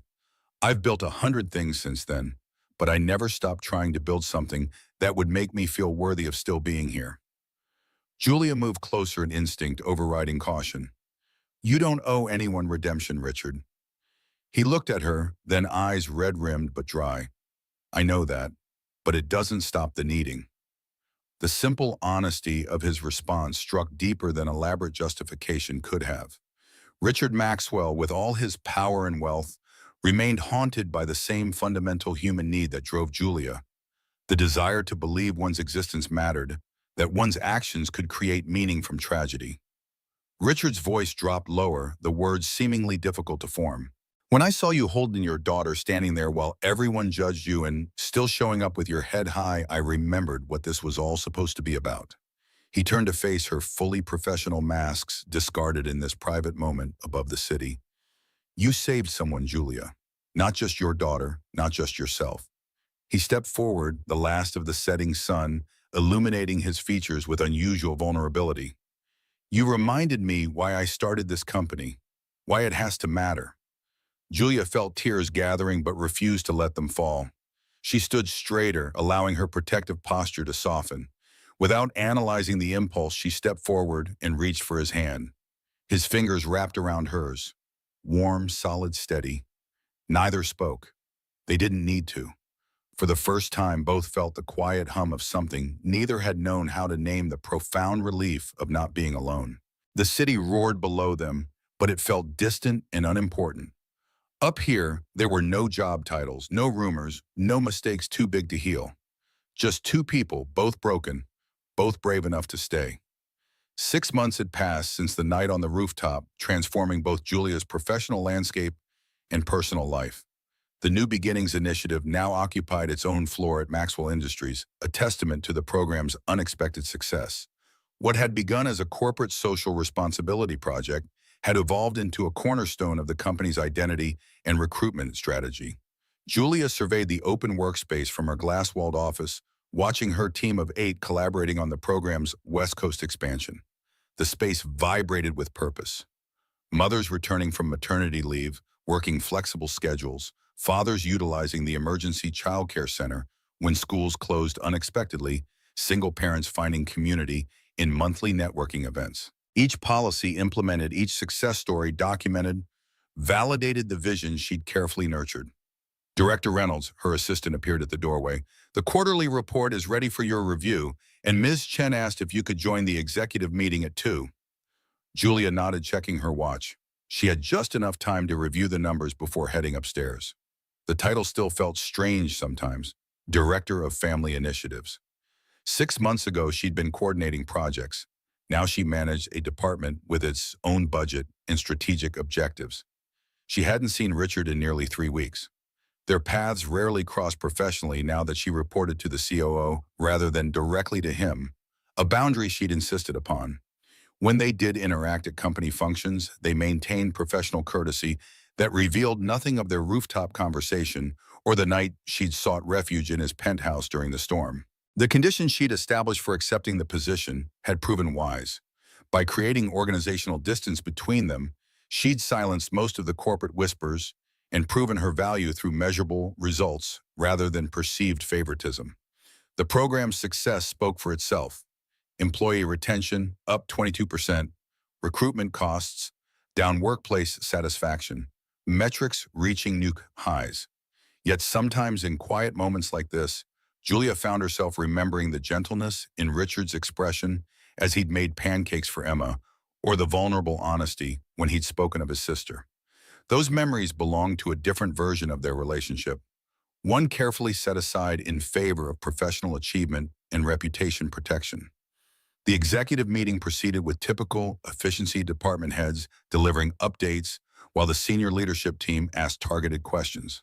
Julia presented the New Beginnings quarterly metrics with practiced confidence, fielding inquiries about cost projections and expansion timelines. Richard sat at the head of the table, his attention seemingly focused on the presentation materials rather than on her. Only once, when she referenced the program's impact on employee retention, did their eyes briefly meet. Something flickered in his expression. Pride, perhaps, or a more personal sentiment he quickly masked as he turned to address the CFO's question. The numbers speak for themselves, Wallace Bennett observed from his position near Richard. The board member who had once questioned Julia's qualifications now referenced her program in conversations with shareholders. New beginnings is becoming a competitive advantage in recruitment.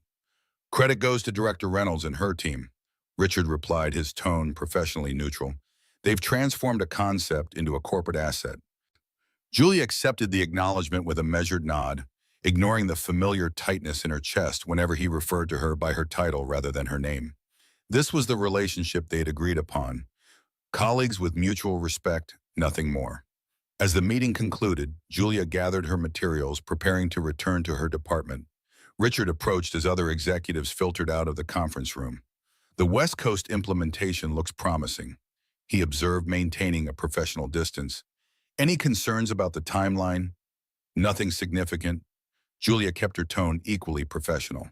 The San Francisco team is adapting the framework to their specific needs, which is exactly what we designed it to do. Richard nodded, a subtle tension in his posture, suggesting there was more he wanted to say. Emma's birthday is next week, isn't it? She'll be 5. The personal question caught Julia off guard. Yes, Saturday. She's been counting down the days. I remember turning 5. A hint of the more personal Richard emerged briefly. It's the first birthday I truly remember. My father took me to see the construction of a skyscraper. It shaped my interest in architecture. Julia smiled despite herself. Emma's requested a princess astronaut theme. Apparently, tiaras are compatible with space exploration. A visionary, Richard observed with genuine warmth. Then more hesitantly, I found something she might enjoy, an architect's model kit designed for children. Would it be inappropriate if I... She'd love that, Julia interrupted, surprising herself with the immediacy of her response. She still talks about your building models. Something shifted in the air between them, a momentary breach in the careful professional barrier they'd maintained. Richard's expression softened. Perhaps I could... Richard, there you are. Patricia Winters appeared in the doorway, her timing impeccable as always. The Tokyo investors are waiting in your office. The moment dissolved as quickly as it had formed. Richard straightened, professional mask sliding back into place. Of course, Director Reynolds, thank you for the update. Julia watched him leave, conflicted emotions settling in her chest. The distance between them had been her choice, her condition for accepting the position. Yet increasingly, she wondered if the professional boundaries she'd established also protected her from confronting more personal fears, of dependence, of vulnerability, of allowing someone else into the carefully controlled world she'd built for herself and Emma. The week progressed with mounting preparations for Emma's birthday celebration. Julia had rented a small pavilion at Central Park, ordered a cake decorated with stars and crowns, and assembled goodie bags containing both plastic tiaras and toy telescopes. Emma's excitement grew daily, her bedtime conversations increasingly dominated by birthday plans and guest lists. Will Mr. Richard come to my party? Emma asked Wednesday night, as Julia tucked her into bed. The question shouldn't have surprised her, yet it did. I don't know, sweetie. Mr. Richard is very busy with work. You could ask him, Emma suggested with a child's straightforward logic. He makes good pancakes. Julia smoothed her daughter's curls, buying time. Is that why you want him at your party, for pancakes? Emma considered this with serious deliberation. No, he laughs at my jokes, and he knows about buildings, and he doesn't look at you like you're broken. The observation struck Julia with unexpected force. What do you mean, sweetie? Some people look at us like we're broken because Daddy's gone. Emma's perception, as always, far exceeded her years. Mr. Richard just looks at us like we're us. Julia kissed her daughter's forehead, emotions tangling in her chest. I'll see Emma. I promise I'll see. Later that night, after Emma had fallen asleep, Julia sat at her small kitchen table staring at her phone. Richard's contact information glowed on the screen, her thumb hovering over the call button. Professional boundaries were one thing, but excluding him from Emma's celebration felt increasingly like punishing them both for fears Julia hadn't fully confronted. Before she could reconsider, she typed a simple message. Emma's birthday celebration this Saturday, 2 p.m. Strawberry Fields Pavilion in Central Park. Nothing elaborate, just cake and games. She asked if you would come. She hit send before she could change her mind, then set the phone down and walked away, heart pounding, with unexpected nervousness. When she returned 10 minutes later, his reply waited. I would be honored. Thank you for including me. The simple response shouldn't have affected her so deeply. Yet Julia found herself smiling as she prepared for bed. the apartment somehow feeling less empty than it had minutes before. Saturday dawned clear and mild, perfect weather for an outdoor celebration. Julia arrived at the park pavilion early, arranging decorations and setting up the small food table, while Emma supervised with characteristic enthusiasm. By 1:45, the space had transformed into a whimsical blend of outer space and royal court with streamers and balloons creating a festive atmosphere. The first guests arrived promptly at 2, Emma's friends from daycare with their parents, a few colleagues from New Beginnings who had children Emma's age, Susan from accounting with her son. Julia found herself glancing toward the park entrance as she greeted each arrival, a habit she refused to examine too closely. At 2:20, Emma tugged at Julia's sleeve, her expression hovering between hope and disappointment. Is Mr. Richard Harfing? He said he would, sweetie. Julia smoothed her daughter's special birthday dress, a confection of tulle and sequins topped with the plastic tiara that hadn't left Emma's head since morning.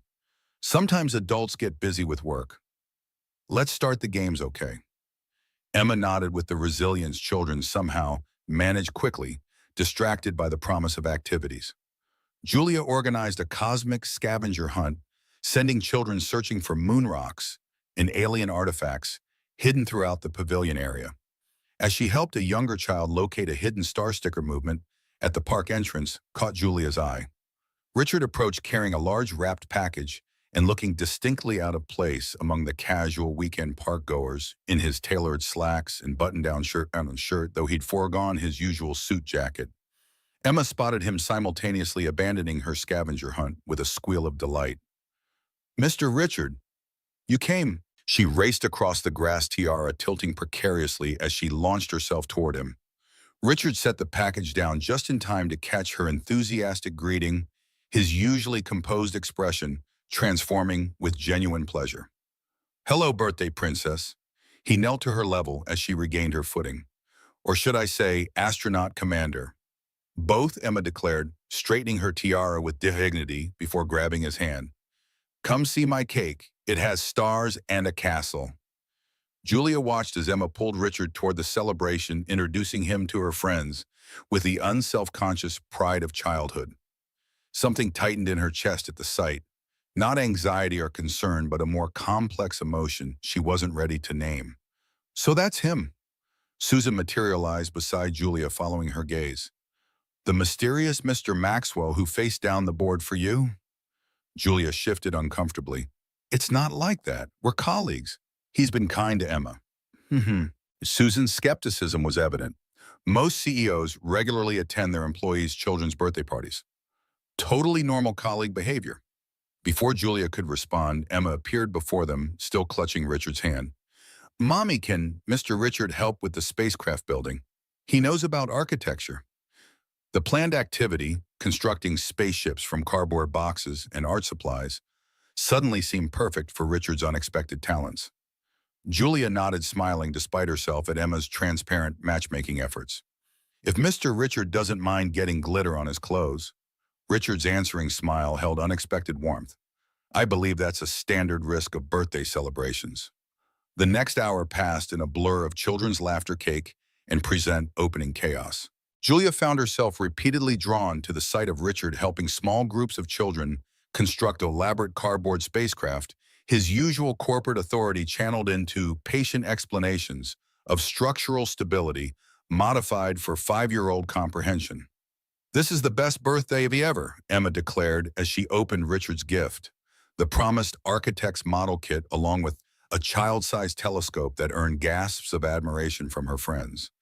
As the party wound down and guests began departing, Julia found a moment of unexpected quiet beside Richard, while Emma demonstrated her new telescope to her remaining friends. Thank you for coming, she said softly. It meant a lot to her. Richard watched Emma with an expression Julia couldn't quite decipher. Thank you for inviting me. I've missed seeing her. And you, Sam, he added, meeting her gaze directly. The simple admission hung between them, disrupting the careful professional distance they'd maintained for months. Before Julia could formulate a response, Emma called out for help with her telescope, and the moment dissolved into the practical demands of birthday cleanup. An hour later, as Julia packed the last of the decorations into her car, Emma had persuaded Richard to help her examine the park's flowers through her new telescope, an improper but enthusiastic use of the instrument.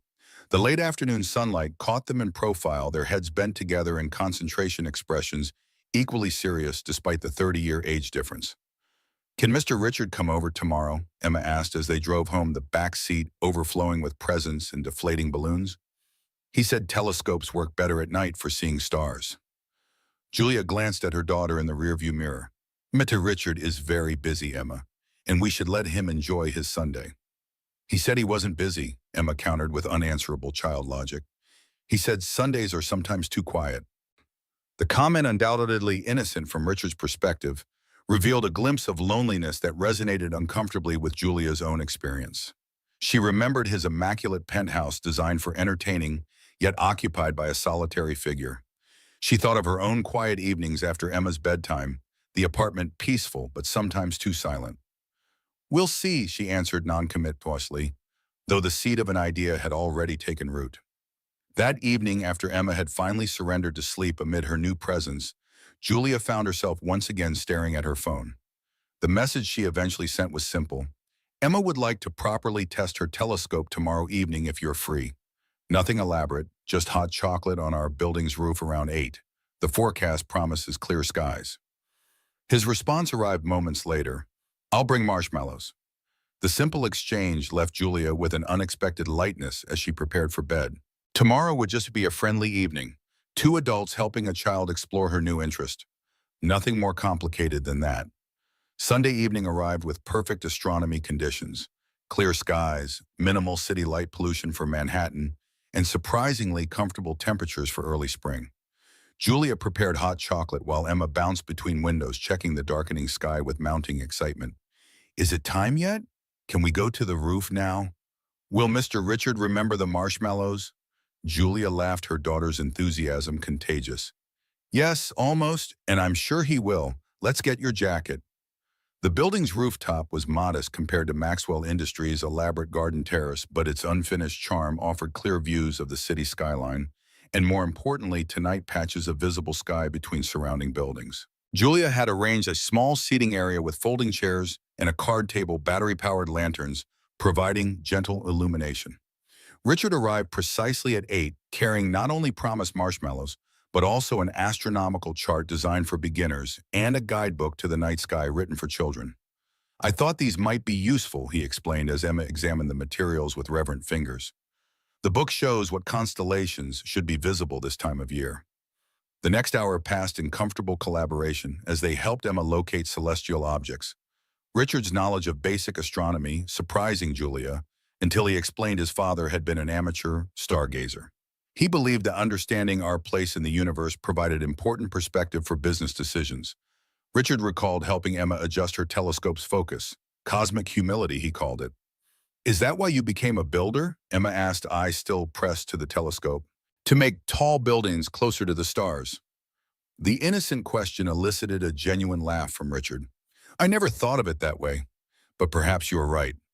As Emma continued her astronomical exploration, Richard and Julia found themselves seated side by side watching her excitement with matching expressions of affection. "She's extraordinary," Richard observed quietly. "Her curiosity, her perspective. She sees connections others miss." "She gets that from her father," Julia replied, the mention of David no longer carrying the sharp pain it once had. "He was a science teacher, always helping students see patterns in the world." Richard nodded, accepting this information without the awkwardness such mentions often created. "She honors his legacy then every day."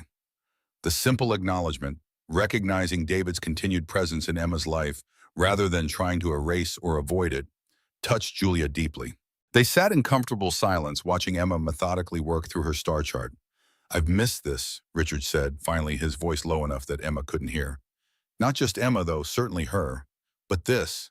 Moments of genuine connection without strategic agendas or corporate politics." Julia turned to study his profile, illuminated by the soft lantern light. "We agreed professional boundaries were necessary." "We did," he acknowledged, "and they were. The program needed to succeed on its merits, not because of perceived personal connections. And it has succeeded," Julia noted, pride evident in her voice. "Beyond all projections," Richard agreed. which perhaps suggests those boundaries have served their purpose. The implication hung between them, neither quite ready to address it directly. Before Julia could formulate a response, Emma called them over to see Jupiter, her excitement demanding immediate attention. Later, as they packed up the telescope and empty mugs, Emma's eyelids grew heavy, despite her protests that she wasn't tired. Richard helped carry their supplies back to the apartment, his presence in their home both strange and somehow natural as Emma sleepily insisted he read her bedtime story. "You don't have to," Julia assured him as Emma selected a book from her shelf. "She needs to learn not everyone is at her command." "I don't mind," Richard replied, his expression suggesting the opposite of obligation. "Unless you'd prefer I go." Julia considered the question with unexpected honesty. "No," she admitted finally. "I don't prefer that." The simple acknowledgement shifted something between them, a small admission with larger implications. Julia listened from the kitchen as Richard read Emma's chosen story, his deep voice taking on different characters with surprising skill. By the time she joined them, Emma had drifted to sleep, one hand still clutching her new book. "She didn't make it to the end," Richard observed softly as Julia adjusted her daughter's blankets. "The mark of a successful birthday weekend," Julia replied, leading him back to the living room. "Thank you for indulging her stargazing ambitions." "Hardly an indulgence." Richard accepted the coffee Julia offered, seeming in no hurry to leave. "It was the most enjoyable evening I've had in months." The admission held a vulnerability that made Julia pause. In the soft light of her modest apartment, Richard Maxwell looked different from both the powerful CEO and the carefully controlled man she'd come to know. Here, surrounded by Emma's artwork and the comfortable clutter of their home, he seemed more human, more accessible. "The boundaries I established when accepting the director position," Julia began carefully, "they were necessary for the program, for my professional credibility." "I never questioned that," Richard assured her. "Your conditions showed wisdom and foresight." "But Emma misses you," Julia continued, gathering courage. "And if I'm being honest, so do I." The simple truth, finally spoken aloud, hung between them. Richard set his coffee aside, his expression shifting to something more vulnerable than she'd seen since that night on the rooftop. "I've respected the boundaries you established," he said quietly, "even when it was difficult." "I know," Julia acknowledged, "and that respect is precisely why I'm reconsidering those boundaries, at least the personal ones." Richard studied her face, seemingly searching for certainty. "What are you suggesting?" "I'm suggesting that perhaps we could explore what exists between us separate from our professional relationship." Julia chose her words carefully, not recklessly or impulsively, but thoughtfully, with awareness of the complexities. "And Emma," Richard's question revealed his priorities. "Emma adores you," Julia said simply. "But any relationship that develops between us needs to progress with careful consideration of her well-being. She's lost one father figure already." Richard nodded, understanding, evident in his expression. "So we proceed carefully, thoughtfully." "Yes," Julia agreed, "one step at a time." The conversation shifted then to more practical matters. The upcoming work week, the West Coast expansion, Emma's school plans for fall. Yet underlying the ordinary discussion was a new awareness, a shared acknowledgement of possibilities neither had allowed themselves to fully consider before. When Richard finally prepared to leave the evening, having grown late, there was a new ease between them.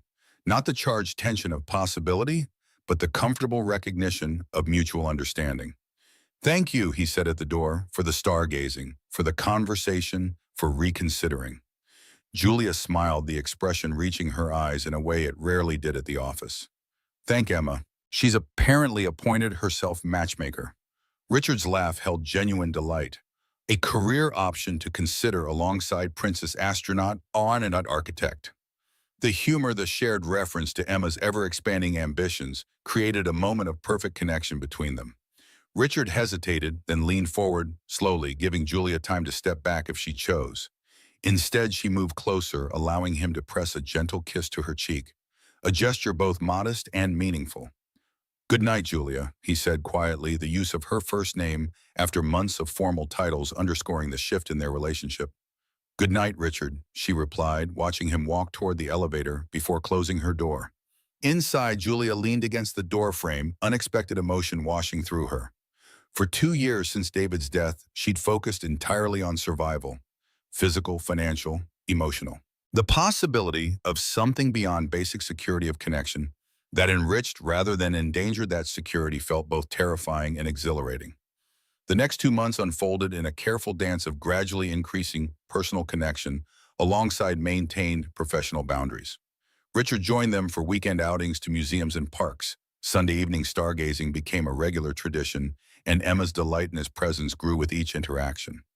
At work, they maintained their established professional relationship, Julia reporting to the COO, their interactions in meetings formal and focused on business matters. If colleagues noticed Richard's occasional lunch visits to the New Beginnings floor, they attributed it to his professional interest in the program's success.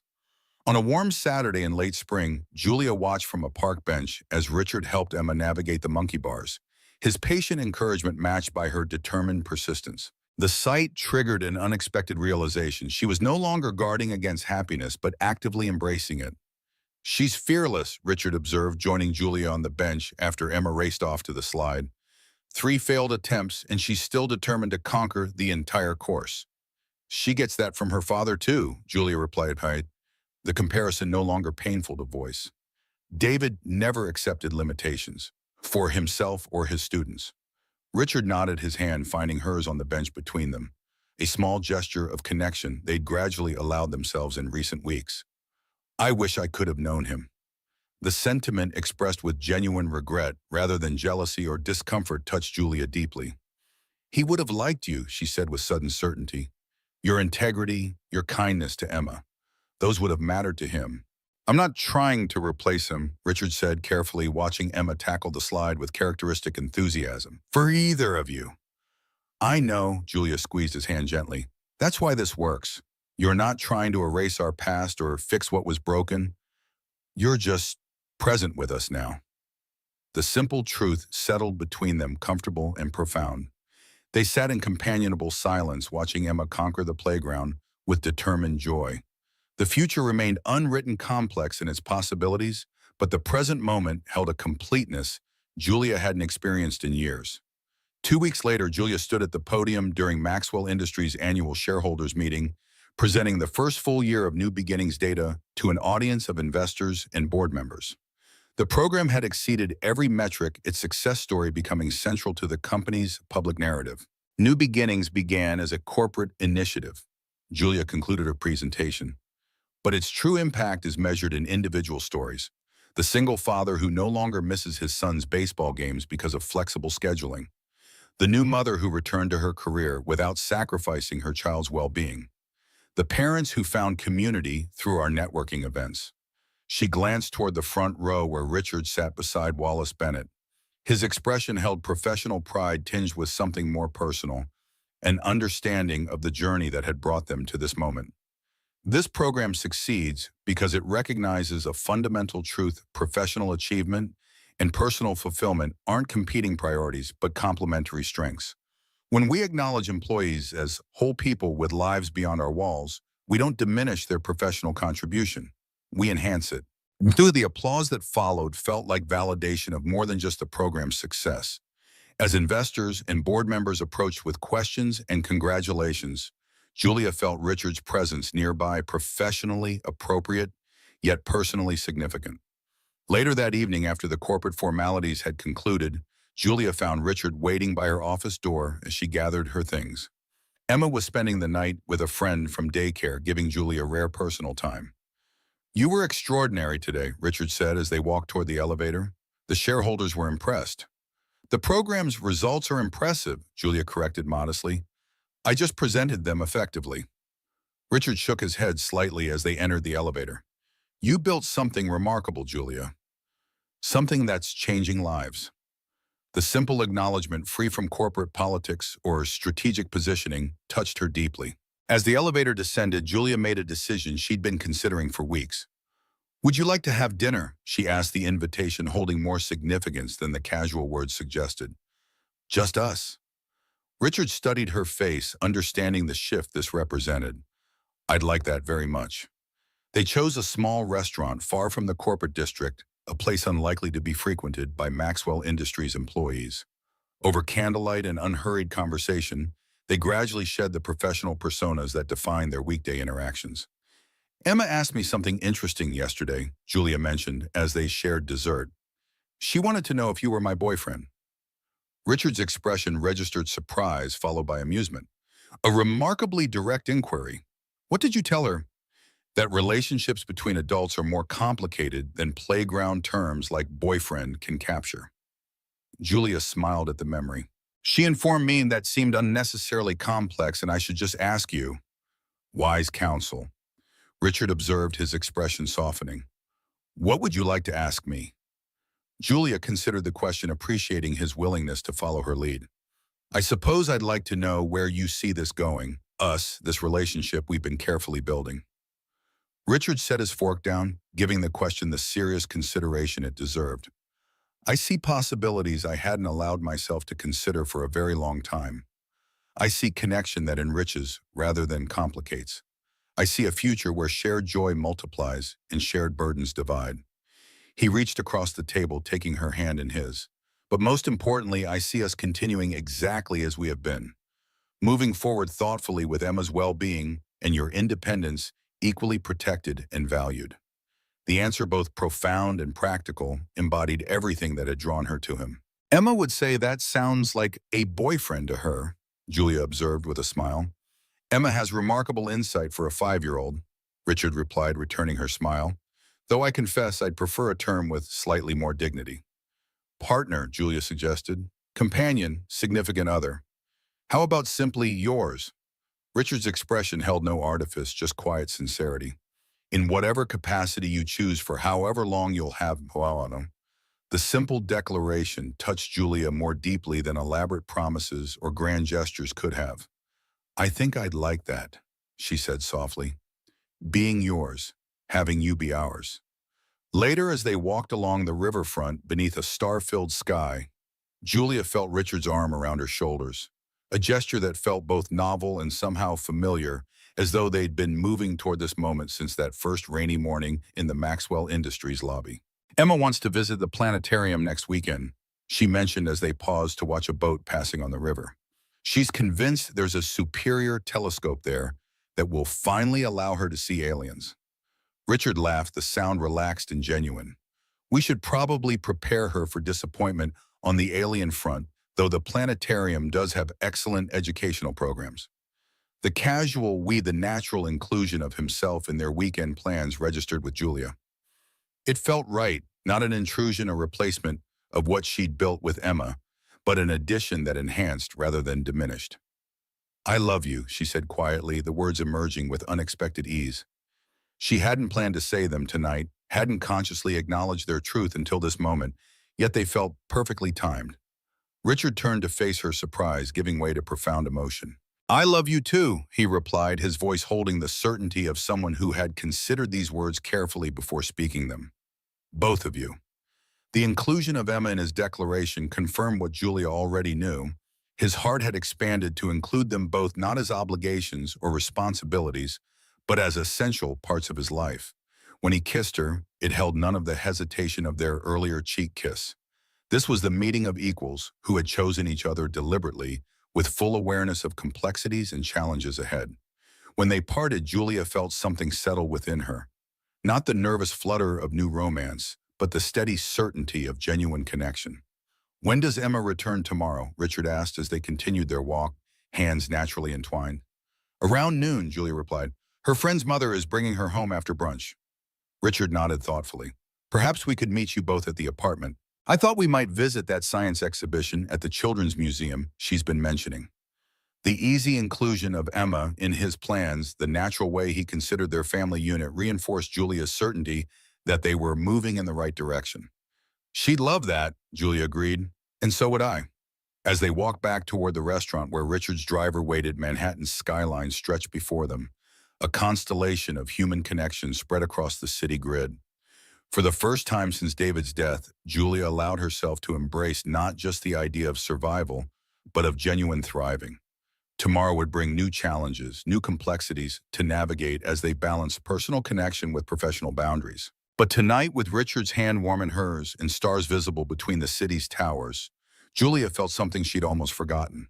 The quiet certainty that some journeys, however unexpected their beginnings, led exactly where they were meant to go.